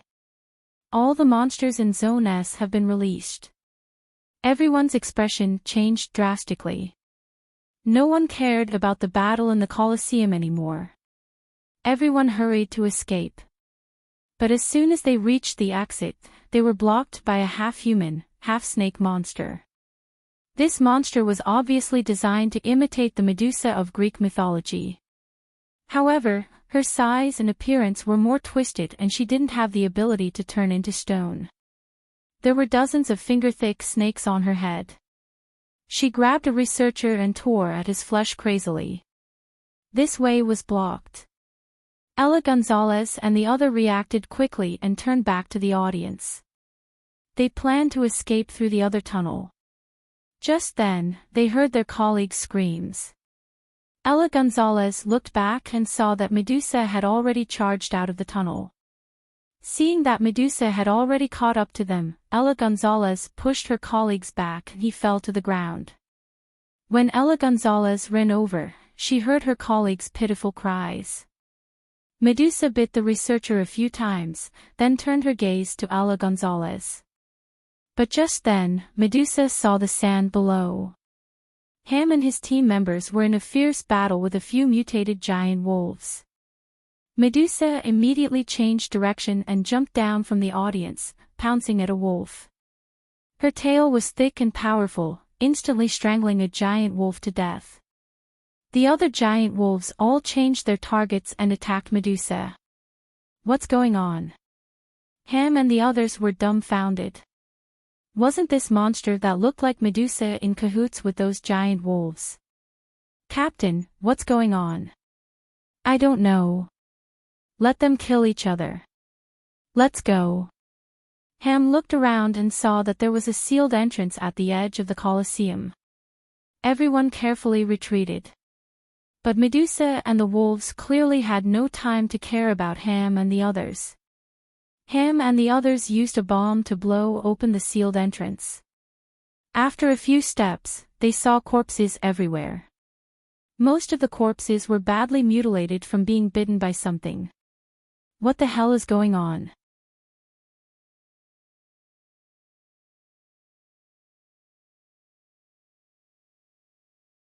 Chapter 1994. What Ella Gonzalez saw was carnage and chaos. Everything was out of order. Ella Gonzalez pushed open a room door and quickly closed it. This was the surveillance room, but there was another person in it. The person was leaning back on a swivel chair with one leg on the control panel, watching the bloody slaughter on the screen. Ella Gonzalez frowned and took a step forward. It's you. Ella Gonzalez was really frightened. She subconsciously extended the tentacle she'd hidden in her white coat. Chen Zhao turned his head. He looked at Ella Gonzalez and then at the aggressive tentacle. Miss Ella, you're so professional. If I didn't come here, would you have arranged a schedule for me? Chen Zhao more or less understood now. Where did these people get so many experimental materials? They were all tricked by tour guides. What could be more convenient than a tour guide? He could even earn some extra money. Ella Gonzalez's expression was cold. Who are you? Since Chen Zhao had come here, he definitely wasn't an ordinary person. Chen Zhao raised his head and thought seriously. How should I put it? I seem to be a troublemaker now. Chen Zhao felt that he really hadn't done anything serious after coming here. In terms of killing enemies, he hadn't really killed many monsters. So he just wandered around and caused trouble. After leaving Area S, he went to their cafeteria. Speaking of which, the chef here was really good. If he hadn't died so early, Chen Zhao would have taken him out. The most important thing to do was to kill the monster that ate Chef and take revenge for him. Those monsters outside were released by you. You can't say that. That's not releasing, Chen Zhao said seriously. Also, put away that tentacle of yours. It'll be good for everyone. Chen Zhao said with a serious expression. Do you know what the consequences of your actions will be? I do. Look, it's so fun. Chen Zhao pointed at the screen. All the surveillance screens were filled with bloody scenes. You call this fun? What else? I thought you'd like it. After all, both of you seem to be doing the same thing. Why? Are you starting to feel uncomfortable now that your identities have been swapped? You will die here too. No, I won't die here. Chen Zhao suddenly noticed that Doppler was fighting with a monster in one of the surveillance images.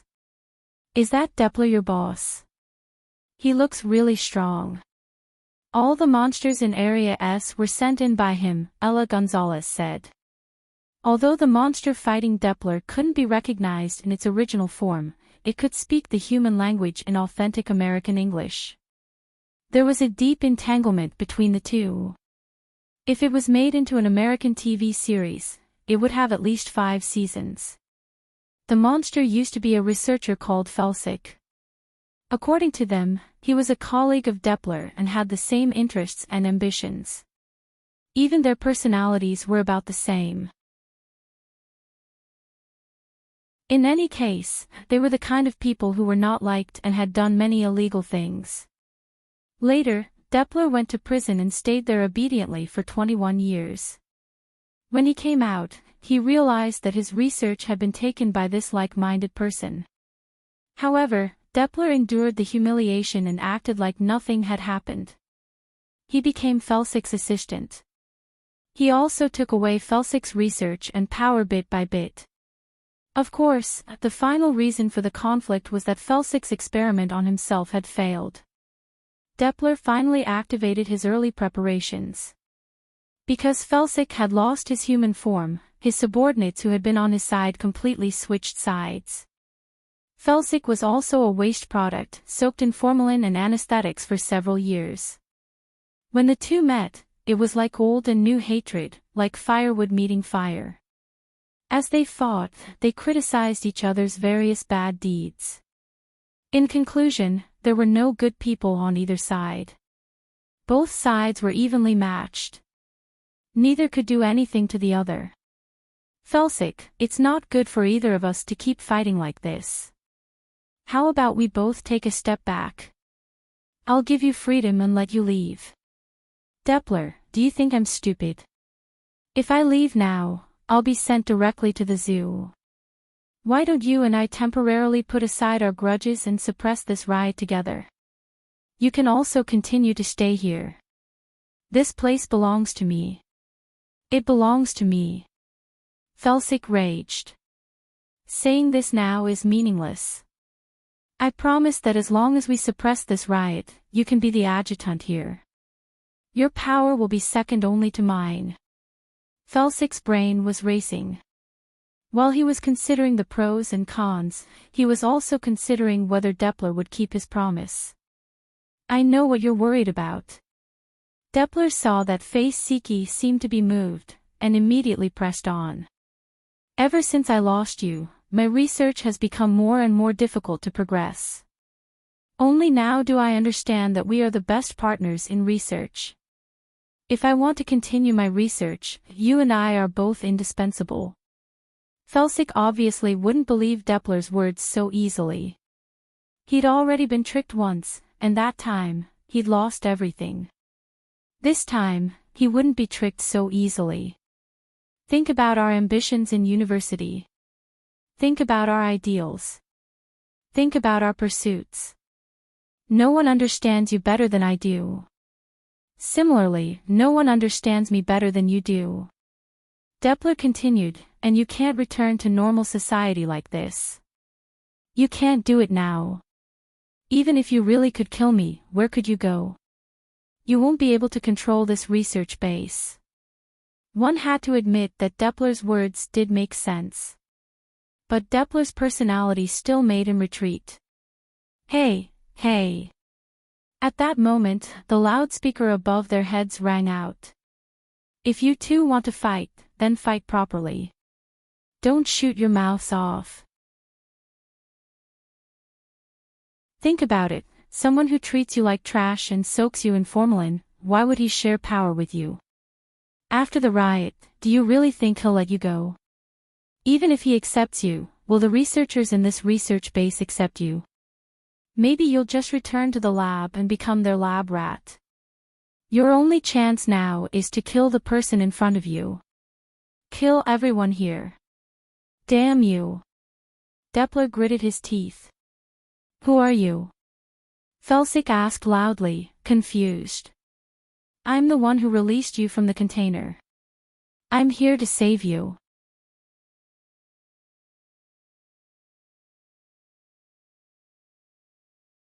Chapter 1995.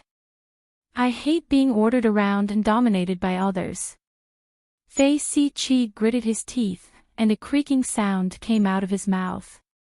"Sometimes, you should just accept arrangements," Chen Zhao said. "It's good for you." "He's hiding in the control room," Depler said. Clearly, since Chen Zhao knew that they were fighting, he must have seen it through the images in the control room. Fisky turned his head and glanced at Depler. He was hesitating whether he should go find Chen Zhao first or fight Depler first. "Just like I said before, I can accept you again. He is the main culprit behind this chaos. Kill him, and you can obtain what you lost in the past." Fei Si knew that Depler couldn't be trusted, but he also knew that he didn't have many choices. Of course, he felt that he could just suppress the chaos here first and then kill Depler. Ella Gonzalez looked at Chen Zhao. She was hesitating whether to attack him or not. She'd also been modified, but she still wasn't a battle type. She was a researcher, but Chen Zhao seemed to be strong. Just then, the wall was smashed through. A furry monster charged in.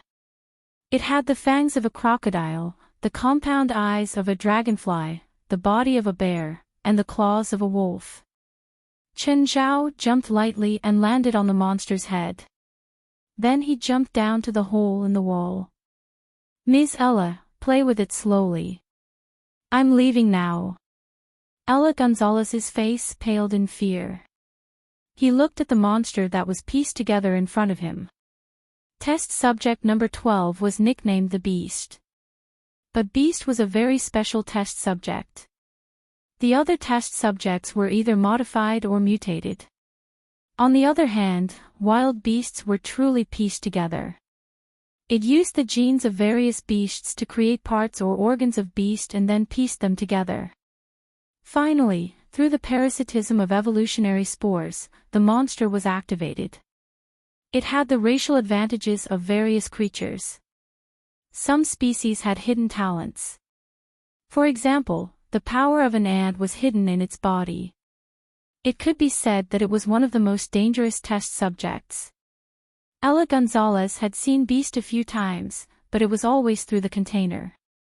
The wild beasts had existed longer than she had been in this research base. In order to suppress the wild beasts, they were constantly soaked in anesthetics and had to be injected with strong tranquilizers regularly. After soaking for a few years, the beast became as thin as a stick. However, after it broke free, it quickly recovered its stamina by devouring the researchers and other monsters. Its mouth could bite through an iron pillar with a diameter of 15 centimeters. Ella Gonzalez felt like she was going to die. But just then, the beast chose to chase after Chen Zhao. Clearly, it was very unhappy that Chen Zhao had stepped on its head when he was running. Or maybe it thought that old flesh tasted better. Chen Zhao was surprised that the beast would chase after him. The beast looked cruel, bloodthirsty, and irrational. In reality, there was still a certain level of thinking. At least it remembers hatred. And this kind of emotion was very pure. When it bore a grudge against a person, it would even abandon its prey or food right in front of it. But Chen Zhao wasn't that easy to catch. In the blink of an eye, the beast had lost sight of him. However, it had an amazing sense of smell. All of its characteristics were the most powerful in nature. Of course, it was as the saying went. Mutation and evolution were two different things. This kind of assembled monster had the same flaw. It was instability. Evolutionary spores couldn't really make a species evolve, nor could they completely fuse the genes of a few completely different species. It wasn't even a living thing. It was just an organ that had been glued together. Chen Zhao wandered around. Suddenly, he saw a tunnel. There was a sign at the entrance, Dustless Lab. The outside world was in chaos, but the inside world was still peaceful. Many guards stood at the entrance to prevent the monsters from entering. They even set up a high-voltage electric fence to block the entrance. Chen Zhao killed all the guards. Not a single one was left. Then he walked into the Dustless Lab. Chen Zhao saw many isolation rooms. Some of the glass rooms contained creatures that had just completed experiments. The other room was a breeding room, which was used to cultivate evolution spores. There were still researchers working in those rooms. It was as if the bloody battlefield outside had nothing to do with them. Chen Zhao had pretty much seen the entire Dustless Lab. But he only had a rough look. They seemed to have extracted the essence of some kind of plant. Then, the zombie spores from the Amazon rainforest were put into the plant essence to be cultivated. Then, the zombie spores would undergo a few more steps of mutation and cultivation, finally turning into evolutionary spores. But to Chen Zhao, they were more like enhanced zombie spores than evolutionary spores. In the Amazon rainforest, the real zombie spores only attached themselves to the insects and sucked the nutrients from the insects. After killing the insects, they would find new hosts. They repeated the same process over and over again. They didn't have the ability to make other species evolve or mutate. Chen Zhao opened the lab where the plant essence was extracted. He could vaguely feel that the plant had some magic. When the researcher in the lab saw Chen Zhao come in, he immediately started cursing. "Who let you in? And why aren't you wearing the dustless suit? Outsiders can't come in. No matter what reason you have, get out." Chen Zhao ignored the researcher's scolding and continued to do whatever he wanted in the lab. Seeing Chen Zhao's dirty hands, the researcher walked up to stop him. Chen Zhao casually waved his hand and the researcher was thrown out, breaking the glass. Chen Zhao picked up the plants. Unfortunately, he couldn't recognize their origin. He could only feel a thin magic power from them. Chen Zhao put them all away. He would find someone to identify them later and see if he could find their origin. Chen Zhao continued walking. Suddenly, he saw a metal door embedded into the wall. The metal door didn't look like a product of this era. It seemed more like some ancient civilization had embedded it into the wall. Chen Zhao came to the metal door and broke it off from the wall. Then, he put it back into his spatial ring. This was Chen Zhao's habit. If he didn't know, didn't recognize, or felt that something was valuable, he would put it away first and evaluate it in the future.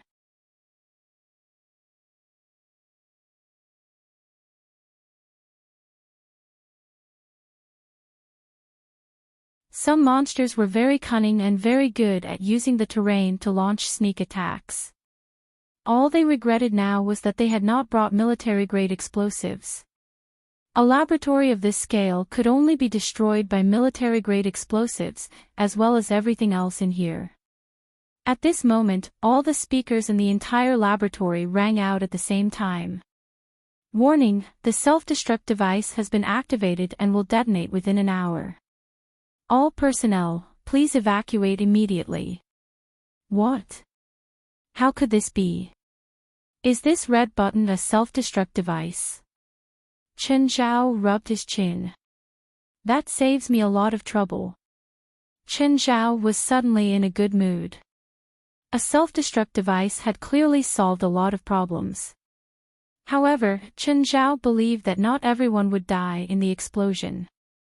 Some people definitely had secret passages that could escape outside. So, Chen Zhao had to block the exit and wipe out everything completely. Chen Zhao realized that he was a bit lost. Why did it feel like every path was the same? He walked here and there. Suddenly, he saw a few familiar figures before him. How come it's them? They're not all dead yet. Chen Zhao looked at Ham and the others. Just then, he realized that there was another person among them, Ella Gonzalez. How did they get together? Also, where were they going? It didn't seem like the way they'd come in. Chen Zhao followed Ham and the others. Ella Gonzalez seemed to be leading the way for Ham and the others. But just then, a roar of a beast came from behind Chen Zhao. Chen Zhao turned around and saw that it was the assembled monster. It seemed to be very persistent in chasing Chen Zhao. Chen Zhao frowned. He'd only stepped on its head not long ago. Did it have to chase it all the way? Those who didn't know might think that he had an irreconcilable feud with it. Chen Zhao didn't plan on fighting it. This kind of mindless monster was the most effective weapon of destruction. It didn't know what fear was at all. Chen Zhao sent it flying with a kick. The beast flew backward along the walkway. Let's go quickly. I hear some uncomfortable sounds. Ella Gonzalez still remembered the roar of the wild beast. She could feel that the beast was nearby. If they encountered it, they wouldn't have a chance of winning. If it weren't for the fact that the beast couldn't be controlled, it would be the perfect product. It had the strength of an ant. It could instantly explode with strength hundreds of times its own. It also had the compound eyes of an insect. It had 360 degrees without any blind spots and could capture moving enemy units more accurately than a normal person. It had the speed of a cheetah. When it exploded with full strength, it could even approach the speed of sound. It could also create venom and spray poison. It also had the ability to sense heat. These were the King Cobra's abilities. It also had an almost indestructible defense. It could withstand the direct impact of an intermediate bomb. Ella Gonzalez didn't even know how to kill it. Fortunately, it didn't have any intelligence. Otherwise, it might replace humans. So, the wisest choice was to avoid the beast. Are you sure this is the right path? Why do I feel like this road is moving downward? Ham raised his doubts. This path is indeed going down, Ella Gonzalez said. Ella Gonzalez said, this road leads to the direction of the freight elevator. The supplies we need are all lowered by the freight elevator to the bottom, and then transported to the other underground floors, so we can take the freight elevator directly back to the surface.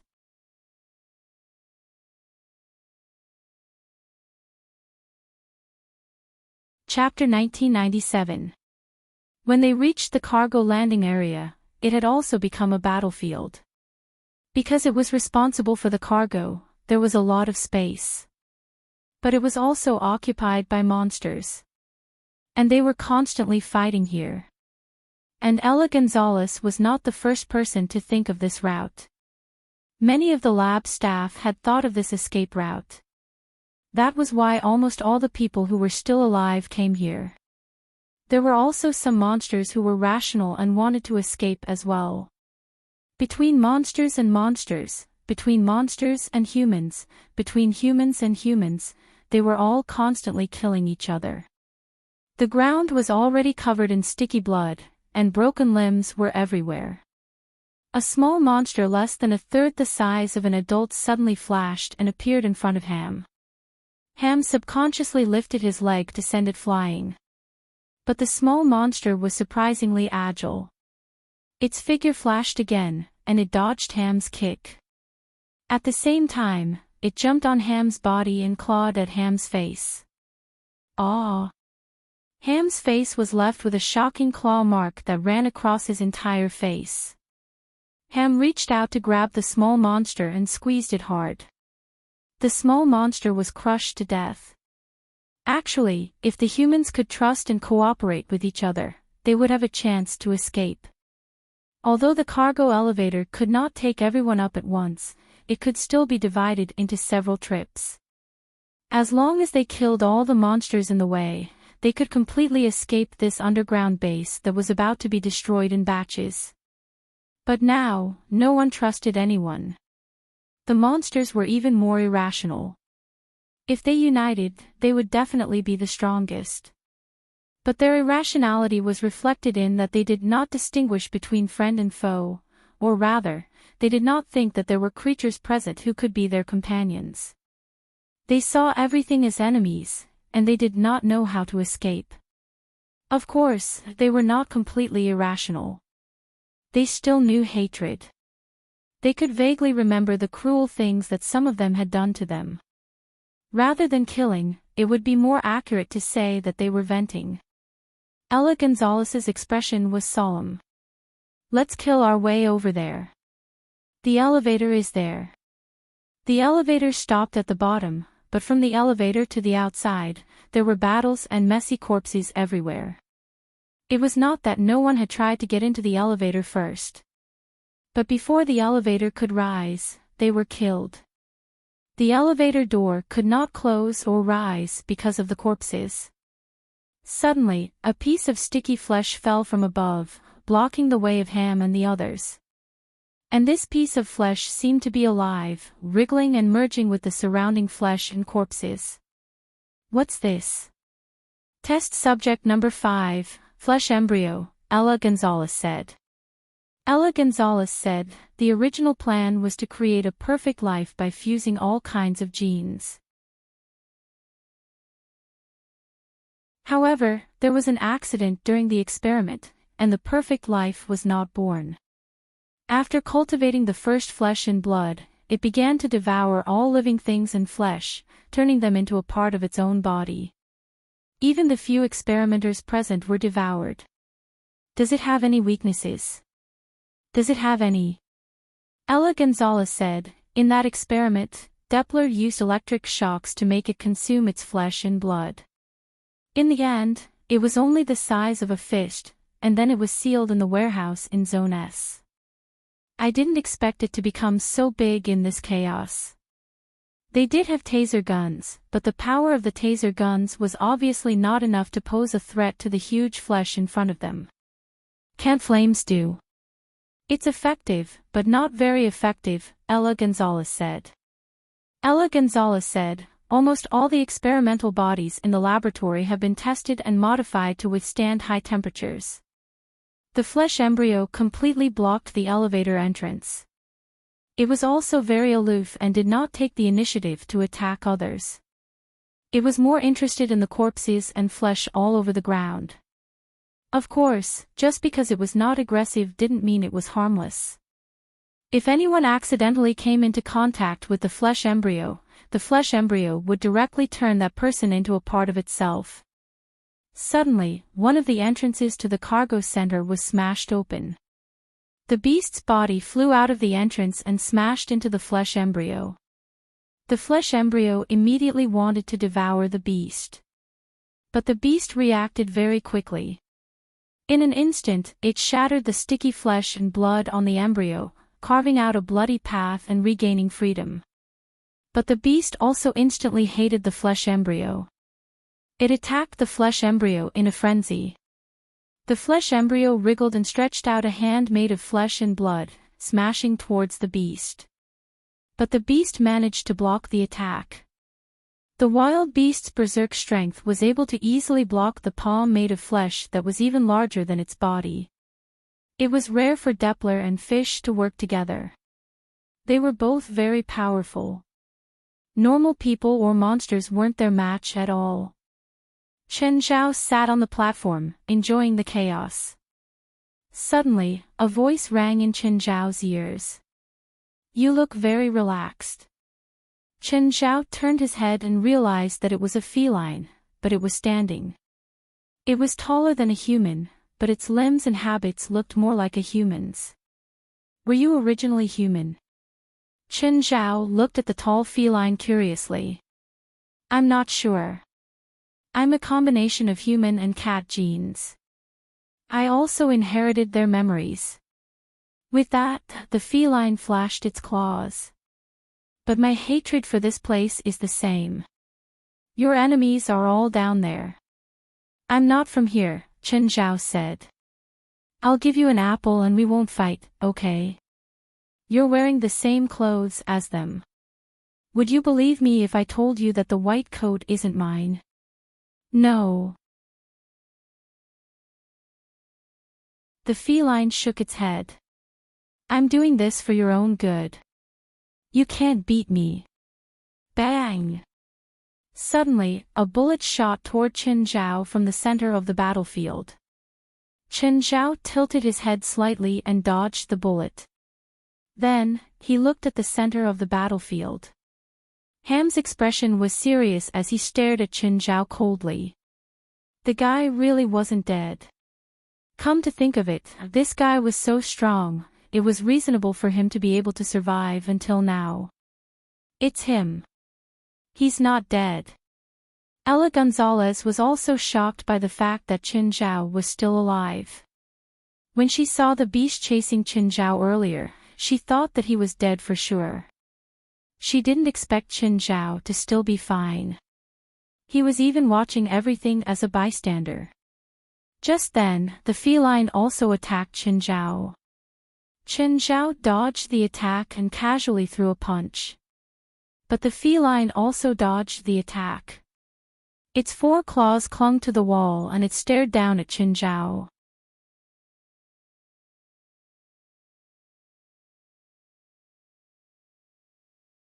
Chapter 1998.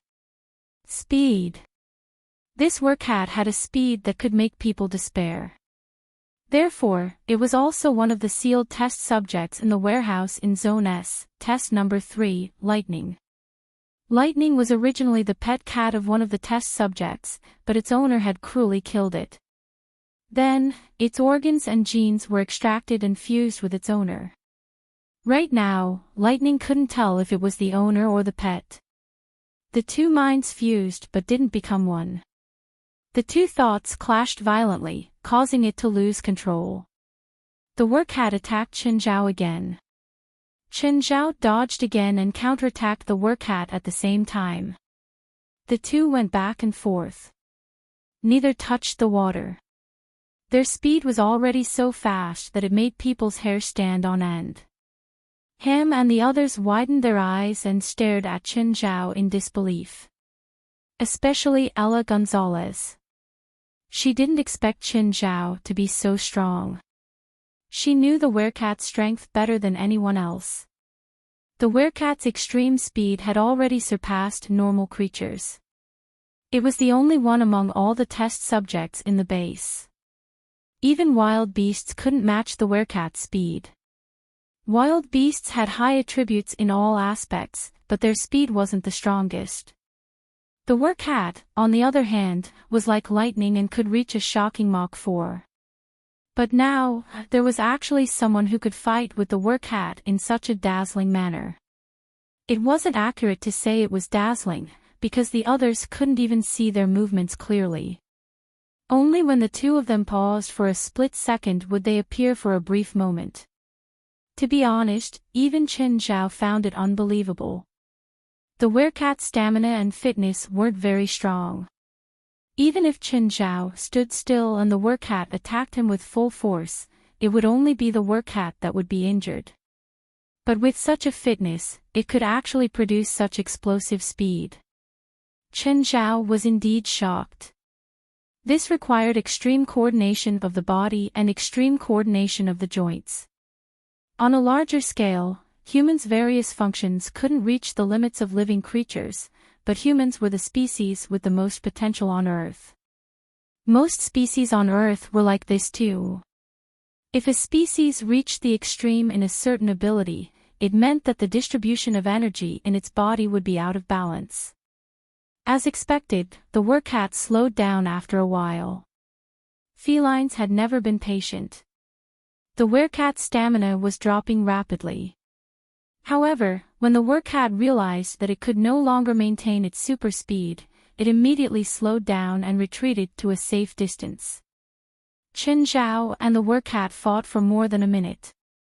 Neither of them touched the other. At this time, a large number of mutant rats suddenly fell from the ceiling of the cargo base. Chen Zhao immediately retreated. The mutant rats started attacking all living things in a frenzy. Chen Zhao realized that there was an extremely large rat on the ceiling. It should be the king of the mutated rats. Ella Gonzalez's expression turned even uglier. The appearance of the Rat King made the situation even more chaotic. The Rat King had an army of countless rats. Although the size of these mutated rats was too small, their numbers were enough to make one's hair stand on end. Mutated rats attack everything, even flesh and blood embryos. However, the flesh embryo was not to be trifled with. The mutated rats that attacked it were all swallowed by it. At this time, the Rat King also came down from the ceiling. It pounced on the flesh embryo and devoured it crazily. Taking advantage of the fact that their king was devouring the flesh embryo, the other mutated mice also began to crazily fight for food. At this moment, the Rat King's movement suddenly stopped. Then, it began to roll on the ground.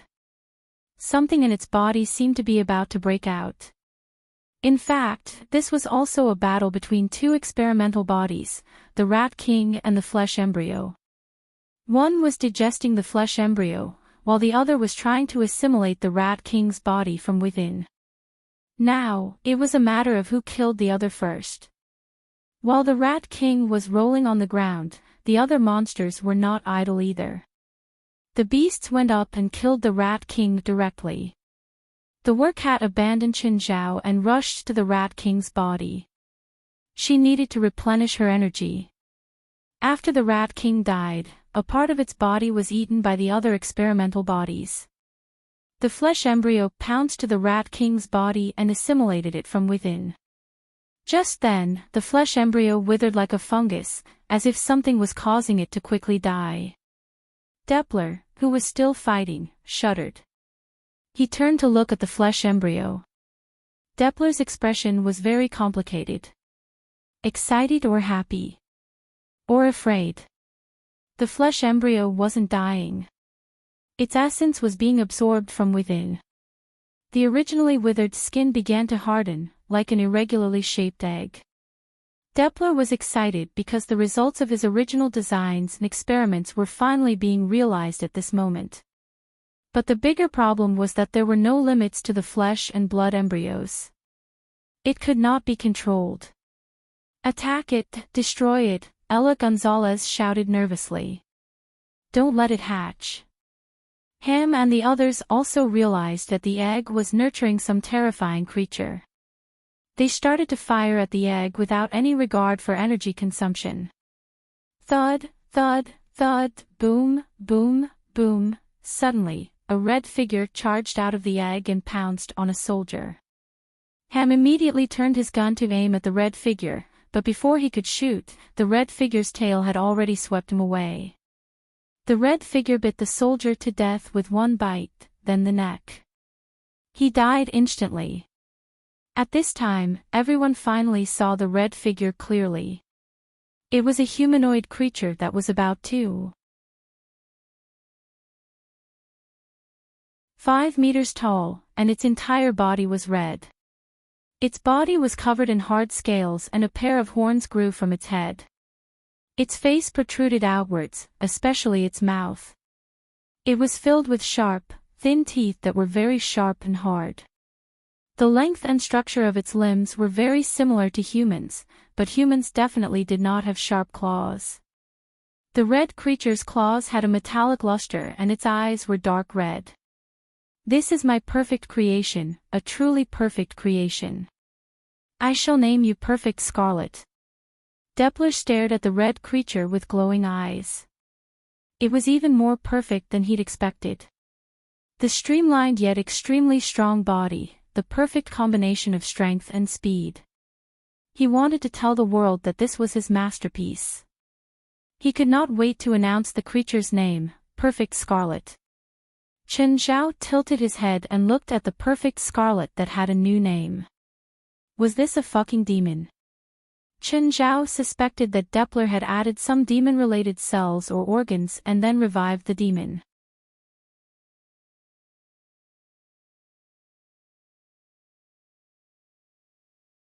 Chapter 1999. Perfect Scarlet slowly turned her head to look at Depler. I'm Lika Gatsbaria. Perfect Scarlet's silent gaze made one's hair stand on end. When did you get a name? Who gave it to you? I'm your creator. Only I have the right to give you a name. Lika Gatsbaria looked at Depler silently. Suddenly, the horns on Lika Gatsbaria's head shot out a beam of red light without any warning. Depler jumped in fright. The tentacles behind him immediately blocked in front of him. But the tentacles were instantly pierced through and the red light hit his chest. Depler's face was filled with shock. What kind of power was this? It was completely beyond his understanding. You're not dead. Lika Gatsbaria walked toward Depler. Depler realized that he couldn't move an inch. He could only watch as Lika Gatsbaria strolled toward him. I'll take your soul. Lika Gatsbaria reached out and grabbed Depler's face. Then he pulled forcefully and Depler's soul was pulled out. Depler's body had been modified. He was no longer human. But his soul was still in human form. Such an unclean soul. It's perfect as the source of my power. Lika Gatsbaria opened his mouth and swallowed Depler's soul. Having lost his soul, Depler's body collapsed onto the ground. Although his body's powerful recovery ability was still healing the hole in his chest, it was already an empty shell without a soul. Chen Zhao looked at Lika Gatsbaria. Baria. So he was also the king of Sloth's subordinate. Amon was also Baria's subordinate. They had the same bloodline. But their forms were so different. They were even two completely different species. At this moment, a claw appeared behind Lika Gatsbaria without any warning. Lika Gatsbaria reacted quickly and dodged immediately. The claw belonged to a cat person. Although Lika Gatsbaria had already dodged, his back was still scratched by the cat person. ****, how dare you offend the great Lika Gatsbaria? Lika Gatsbaria was furious. His cat-like body moved. His animal instincts told him that Lika Gatsbaria was dangerous. The horns on Lika Gatsbaria's head shot out another red shockwave. But this time, it wasn't directed. Instead, it spread in all directions in a circular arc.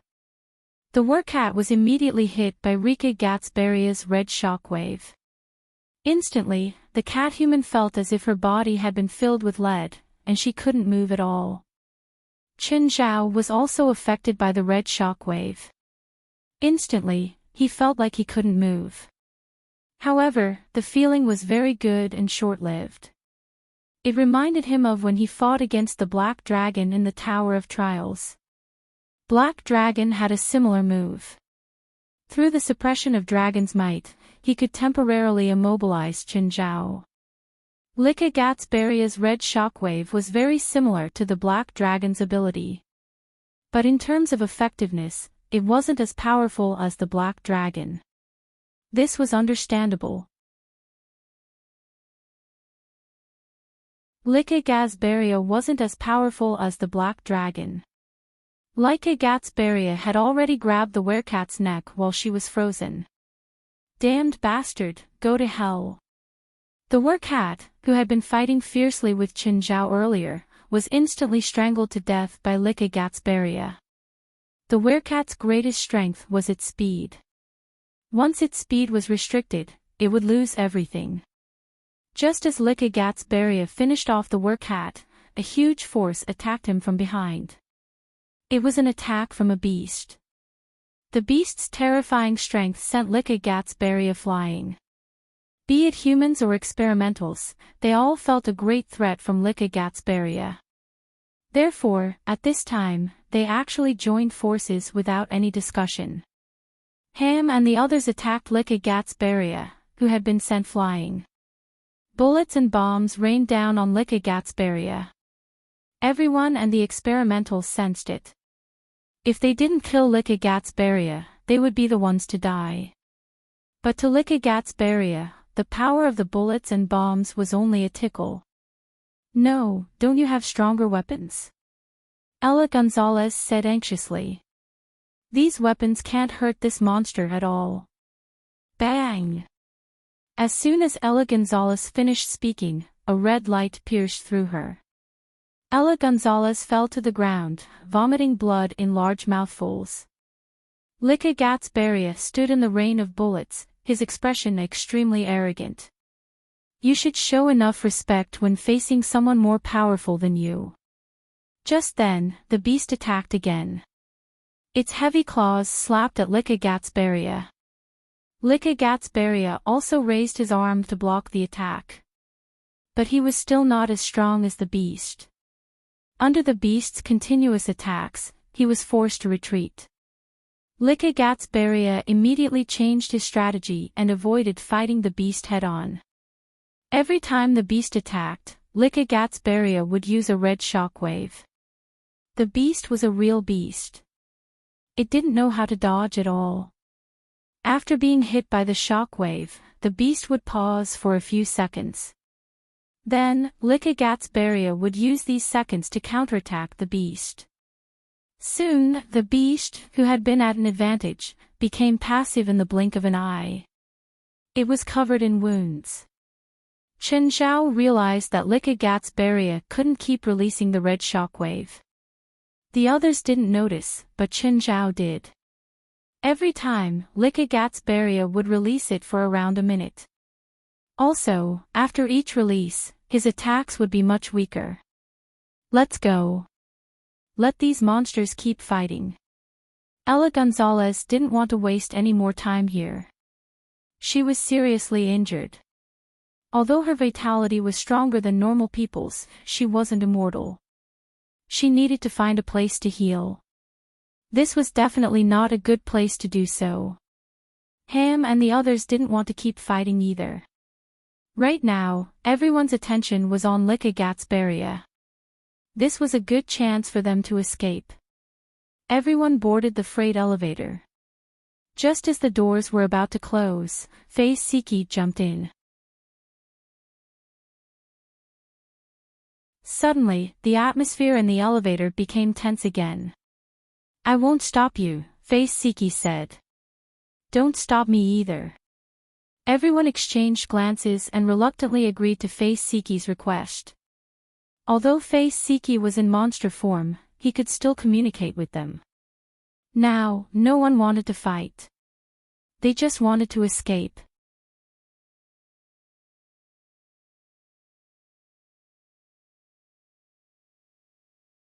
Chapter 2000.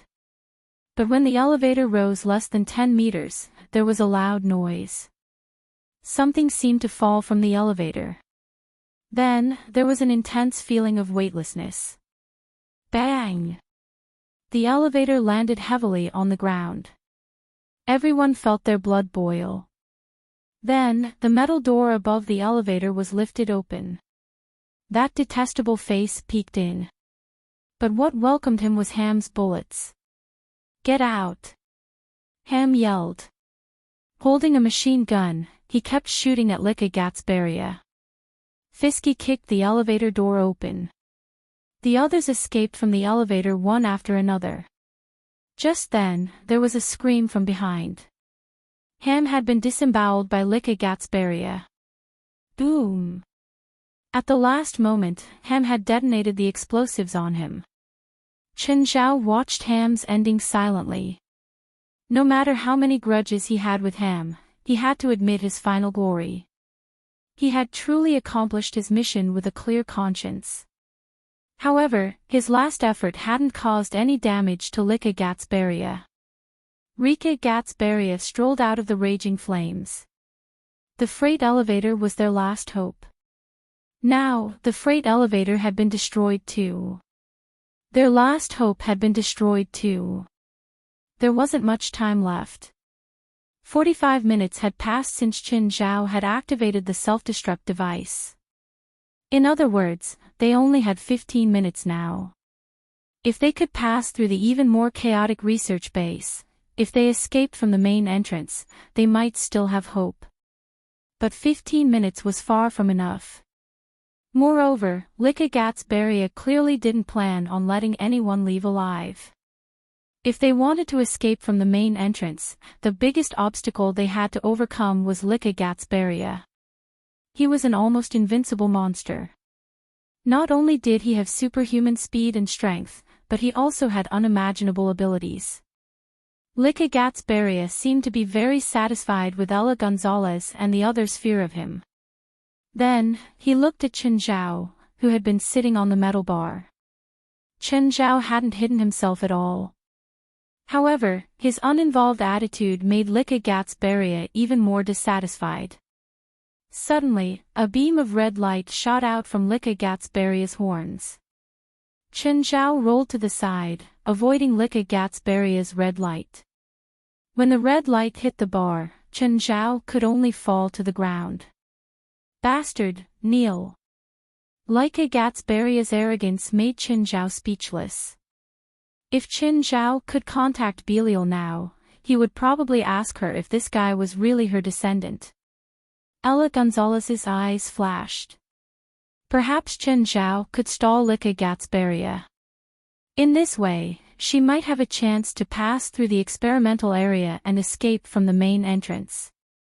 Although the chances were slim, Ella Gonzalez did not want to die. She wanted to live. No matter what, she didn't want to die.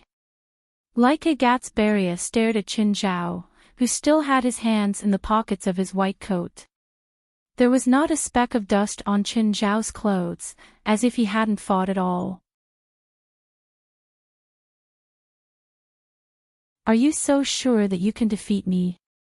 Chen Zhao took out an angelic crystal. He flicked it with his thumb and grasped the air. Although it was only a finger-sized angelic crystal, the holy aura it emitted still made Gatsberria feel threatened. "I know you're afraid of this." Chen Zhao smiled at Gatsberria.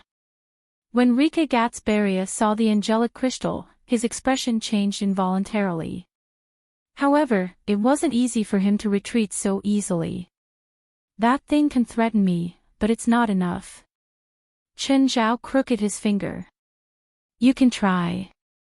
Gatsberria instantly released a red shockwave.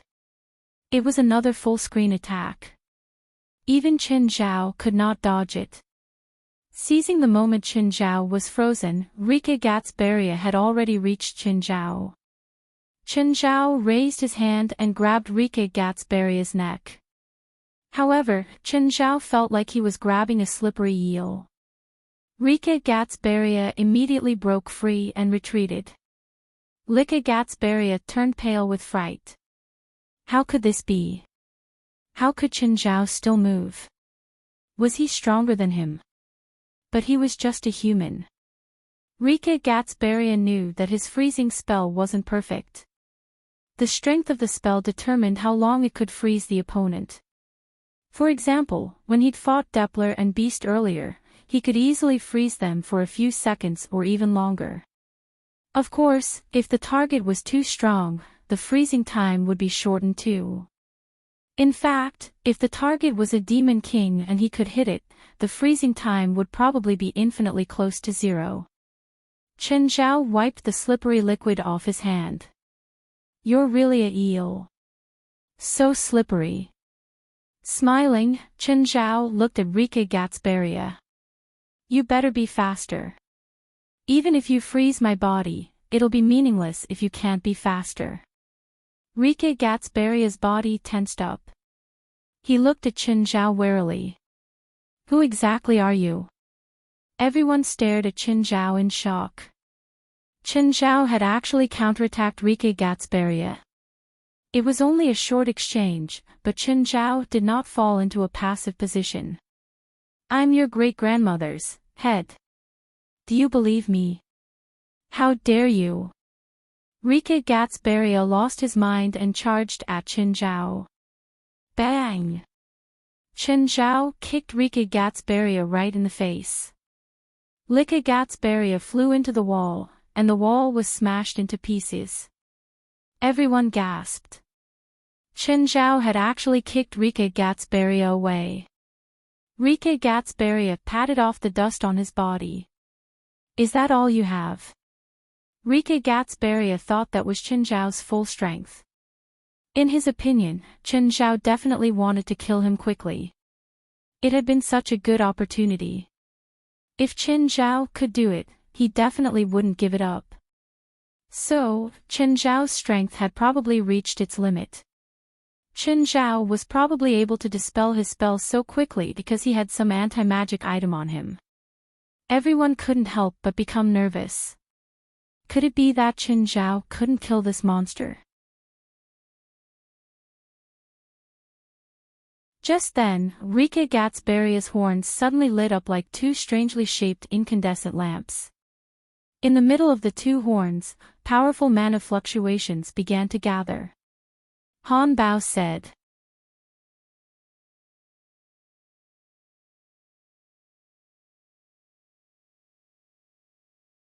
Chapter 2001. Just then, the magic above Licca-Gatsbaria's head started to turn into energy. An energy ball that continuously released red light and arcs of light gathered. Licca-Gatsbaria roared and increased the magic input. The red energy became the size of a basketball. This was his first time using this move in front of everyone. Everyone's expression changed drastically. They couldn't help but worry about Chen Zhao. Could Chen Zhao block this move? Die! Along with Licca-Gatsbaria's furious roar, the ball of light shot at Chen Zhao. Chen Zhao raised his right arm. The mouth of gluttony. The ball of light instantly disappeared before Chen Zhao. His eyes widened. Licca-Gatsbaria stared at Chen Zhao in shock. How can this be? The ball of light was broken down in the mouth of gluttony and then reformed. Chen Zhao kept his right arm raised. Directional attacks are useless against me. Whoosh! The mouth of gluttony reflected the reformed ball of light back at Licca-Gatsbaria. Licca-Gatsbaria tried his best to move his body, but the ball still brushed past his shoulder. His shoulder and a part of his chest evaporated instantly. The ball of light hit the wall behind him. Rumble! Suddenly, the huge impact and tremors engulfed everyone present. Fortunately, the impact was directional. If it had spread out, everyone present would have been smashed to pieces in an instant. After the impact, everyone couldn't help but look up. There was a 2 to 3 meter wide hole in the wall with no end in sight. Then Licca-Gatsbaria looked even more wretched than ever. Ella Gonzalez stared at Chen Zhao in disbelief. At the same time, she broke out in a cold sweat. Thankfully, she hadn't attacked Chen Zhao directly when she disguised herself as a tour guide. Otherwise, the consequences would have been severe. Lika Gatsberiev panted heavily. The missing part of his body kept squirming. He's recovering. Kill him, a soldier shouted. But Chen Zhao only glanced at the soldier casually. He ignored the soldier's request. Lika Gatsberia used a minute to recover his body. However, he'd used up even more energy. Look, I didn't even use my trump card and you can't block it anymore. Chen Zhao held the angelic crystal. You think you've won? Of course I won, Chen Zhao said matter-of-factly. Isn't it obvious? You haven't won yet, Lika Gatsberia said stubbornly. Really? Lika Gatsberia started to breathe heavily. Chen Zhao raised an eyebrow. He was absorbing the spiritual qi. However, his method of absorption seemed to be self-harming. Could the spiritual energy of heaven and earth be absorbed into one's body? First of all, one needed to be close to the spiritual qi of heaven and earth and understand its nature. Or, Chen Zhao had filtered and infused pure spiritual qi into someone else's body. He also needed a strong body. For example, Chen Zhao had only given it to Kilo out of his children. After that, Kilo also showed signs of weakness and slight injuries. After that, Chen Zhao never did this again. Another example was Nawat Singh. She had mirror magic and could temporarily obtain Chen Zhao's abilities. After using it, she also had to lie in bed for more than half a month. On the other hand, Lika Gatsberia's absorption method was more direct and violent. It was as if he was drinking lava. Everyone knew that lava contained a huge amount of energy. But could he drink lava directly? Drinking lava would kill him. Lika Gatsberia's method was a suicidal jinn deification. Lika Gatsberia suddenly vomited a mouthful of dirty blood. Ah! Lika Gatsberia let out a wild roar. His body had already reached 3 meters. A suffocating pressure radiated from him. Everyone looked at Lika Gatsberia in shock. They didn't know what aura was. However, they could truly feel the pressure and the power that made them feel despair. It was as if Lika Gatsberia would crush them in an instant. Very powerful, but how long can you last like this? 3 minutes. I can definitely kill you in 3 minutes. You can try. There was a sharp sound in the air. It was as if something had torn the air apart. Lika Gatsberia disappeared from the spot. The next moment, he appeared before Chen Zhao. It was a simple and direct punch. Boom! Chen Zhao was smashed into the wall. A large part of the wall collapsed. He couldn't win. No one believed that Chen Zhao could. That terrifying lethality, that unimaginable destructive power. And that speed that couldn't be captured by the naked eye. They were all enemies that humans couldn't defeat. Chen Zhao stood up from the collapsed soil. He looked at his disheveled appearance. I like this white coat, Chen Zhao complained, patting off the dust on his body. It reminds me of my past job. Just then, Lika Gatsberia charged toward him again. Without saying anything else, he punched Chen Zhao again. Chen Zhao was sent flying again. This time, Lika Gatsberia instantly shot out a red energy ball. The red energy ball caught up to Chen Zhao and caused him to explode in the air. Everyone stared at Lika Gatsberia, dumbfounded. Too powerful, unbelievably powerful. Before Lika Gatsberia, Chen Zhao couldn't fight back at all. Let's go while the monster's attention is on that person, Fisky said in a low voice. Don't even think about escaping. No one can escape. Today, everyone will die here. Like a Gatsbaria blocked everyone's path. Like a Gatsbaria's horns shot out an incomparably terrifying red beam, instantly shattering a soldier's body. Then, another one, and another one. Ella Gonzalez and the rest of them were pale with fear. "You're going to die. You're going to die. You're going to die too." Like a Gatsbaria roared crazily. Just then, Chen Zhao's voice came from behind Like a Gatsbaria. "You don't have much time left. Are you sure you want to waste it on an unimportant guy?" Like a Gatsbaria's pupils constricted. He looked back at Chen Zhao in shock. "You're not dead yet. Why do you think I'm dead? I'm only giving you 3 minutes to do whatever you want and see if you can kill me."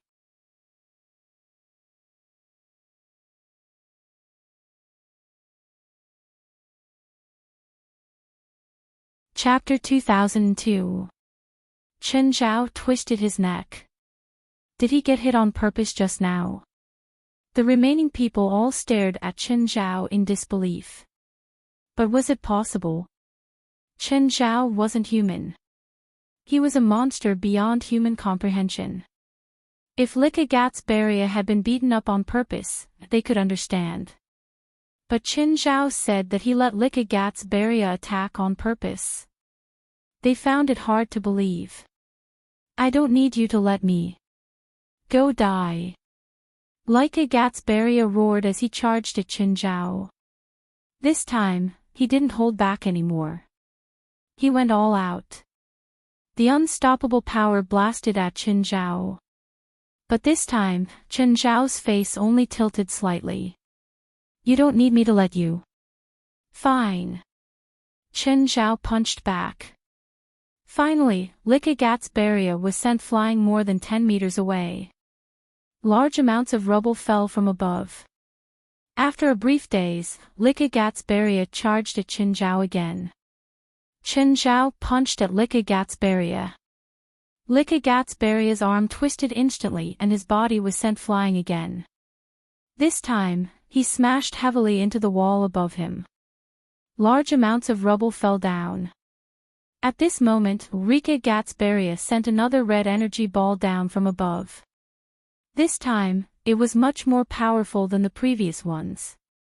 Chen Zhao used the same trick, the mouth of gluttony. The red energy ball was instantly absorbed. In less than a second, it was fed back to Like a Gatsbaria. Boom! The energy blast hit Like a Gatsbaria, who was dozens of meters away. But right now, Like a Gatsbaria had a godlike state. Any damage could be instantly healed. As long as it wasn't a fatal blow, he could ignore it. Of course, he also knew that this was his final craziness. Like a Gatsbaria fell vertically toward Chen Zhao. Boom! Boom! Boom! Chen Zhao also moved. Both of them were so fast that they didn't have any friends. There was only the sound of the two colliding in the air. The survivors trembled in fear at the sound of the explosion. They couldn't do anything. They couldn't even protect themselves, let alone escape. Like a Gatsbaria had already realized it. Chen Zhao was indeed stronger than him, even if he used forbidden power. He was still no match for Chen Zhao. That kind of overwhelming power made it impossible for him to resist. Right now, he could only barely remain undefeated. This was all thanks to the insane self-healing ability brought about by the 3 minutes of madness. He no longer had any scruples, and he even gave up on defense and evasion. Chen Zhao punched him, so he punched Chen Zhao back. But to him, Chen Zhao's punch was practically destructive. Every punch that landed on his body would cause his body parts to shatter. But it had no effect on Chen Zhao. Suddenly, a series of loud noises rang out in the air. The crowd did not see anyone either. The surrounding rock walls were constantly blown away and cracked. It was a battle they couldn't understand. It was a battle that they could never imagine even if they exhausted their imaginations. Suddenly, an incomparably dull bang sounded in the sky. Then, everyone saw a beam of red light fall.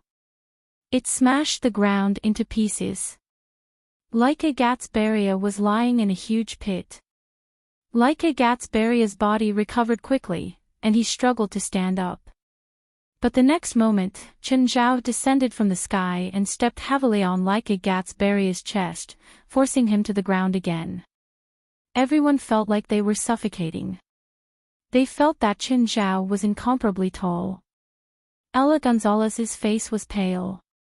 Chen Zhao's victory wasn't good for her either. Just then, the huge explosion finally happened. The self-destruct device of the research base destroyed everything here. Chen Zhao ignored it. He only looked at Laika Gatsbaria, who was under his foot. You lost, so goodbye. Chen Zhao looked at Laika Gatsbaria, who'd already passed the 3-minute time limit. By now, he was rapidly weakening and his body was also starting to wither. Chen Zhao still gave him the last blow. The survivors were still trying their best to find a chance of survival. They were dodging the continuous explosions. But Chen Zhao had no intention of saving them. The violent explosions had already affected the survivors. Shockwaves and flames rushed out from all the exits. Save me! Save me! Ella Gonzalez ran toward Chen Zhao. Chen Zhao only stared at Ella Gonzalez coldly. But before she could reach Chen Zhao, an explosion engulfed her from the side. Ella Gonzalez was sent flying by the impact. Almost half of her body was charred. I don't want to die. I don't want to die. Chen Zhao still ignored Ella Gonzalez. He turned his gaze in another direction. Fei Si-chi was climbing up the wall of the elevator shaft. By now, he'd already climbed dozens of meters into the air. Without any other threats or obstacles, it wasn't impossible for him to climb up with his stamina. Fei Si-chi glanced in Chen Zhao's direction. He realized that Chen Zhao was also looking at him. But Fei Si-chi felt that Chen Zhao couldn't do anything to him now. Moreover, there were continuous explosions below. Chen Zhao definitely couldn't take care of himself. Fei Si-chi used a few minutes to finally climb out of the elevator shaft, which was hundreds of meters high. There were still explosions in the shaft. The shockwaves and flames almost filled the entire shaft. Fei Si felt that even Chen Zhao wouldn't be able to escape. Just as Fei Si-chi was feeling lucky, a gust of wind suddenly shot out of the shaft. The strong airflow even brought the flames below, which also shot out of the shaft. Because Fei Si was too close, he was hit by the flames directly. He rolled on the ground from the burn. When he looked again, Chen Zhao was already standing in front of him. Fei Si rolled a few more times in fear. He's still alive. He's actually still alive. Fei Si didn't think that he could defeat Chen Zhao. This man was almost impossible to kill. Whether it was a destructive explosion or a twisted monster. None of them could kill this man. Chen Zhao stood calmly before Fei Si-chi. Let me go, let me go. Didn't you let me out? I let you out to kill you, Chen Zhao said calmly. Because my mission is to kill you and all the twisted monsters. Also, I don't think I have a reason to let you go. Fei Si wasn't innocent. He was the previous owner of this research base. His crimes weren't any less than Depler's. You're tuning into the LoveLore Library YouTube channel. We're so grateful for your support and don't forget to subscribe to join us on this incredible journey through captivating stories. Your generosity through donations truly makes a world of difference, as it's the primary source of revenue that allows me to expand and enhance this channel for you. Thank you from the bottom of my heart for being a part of this adventure.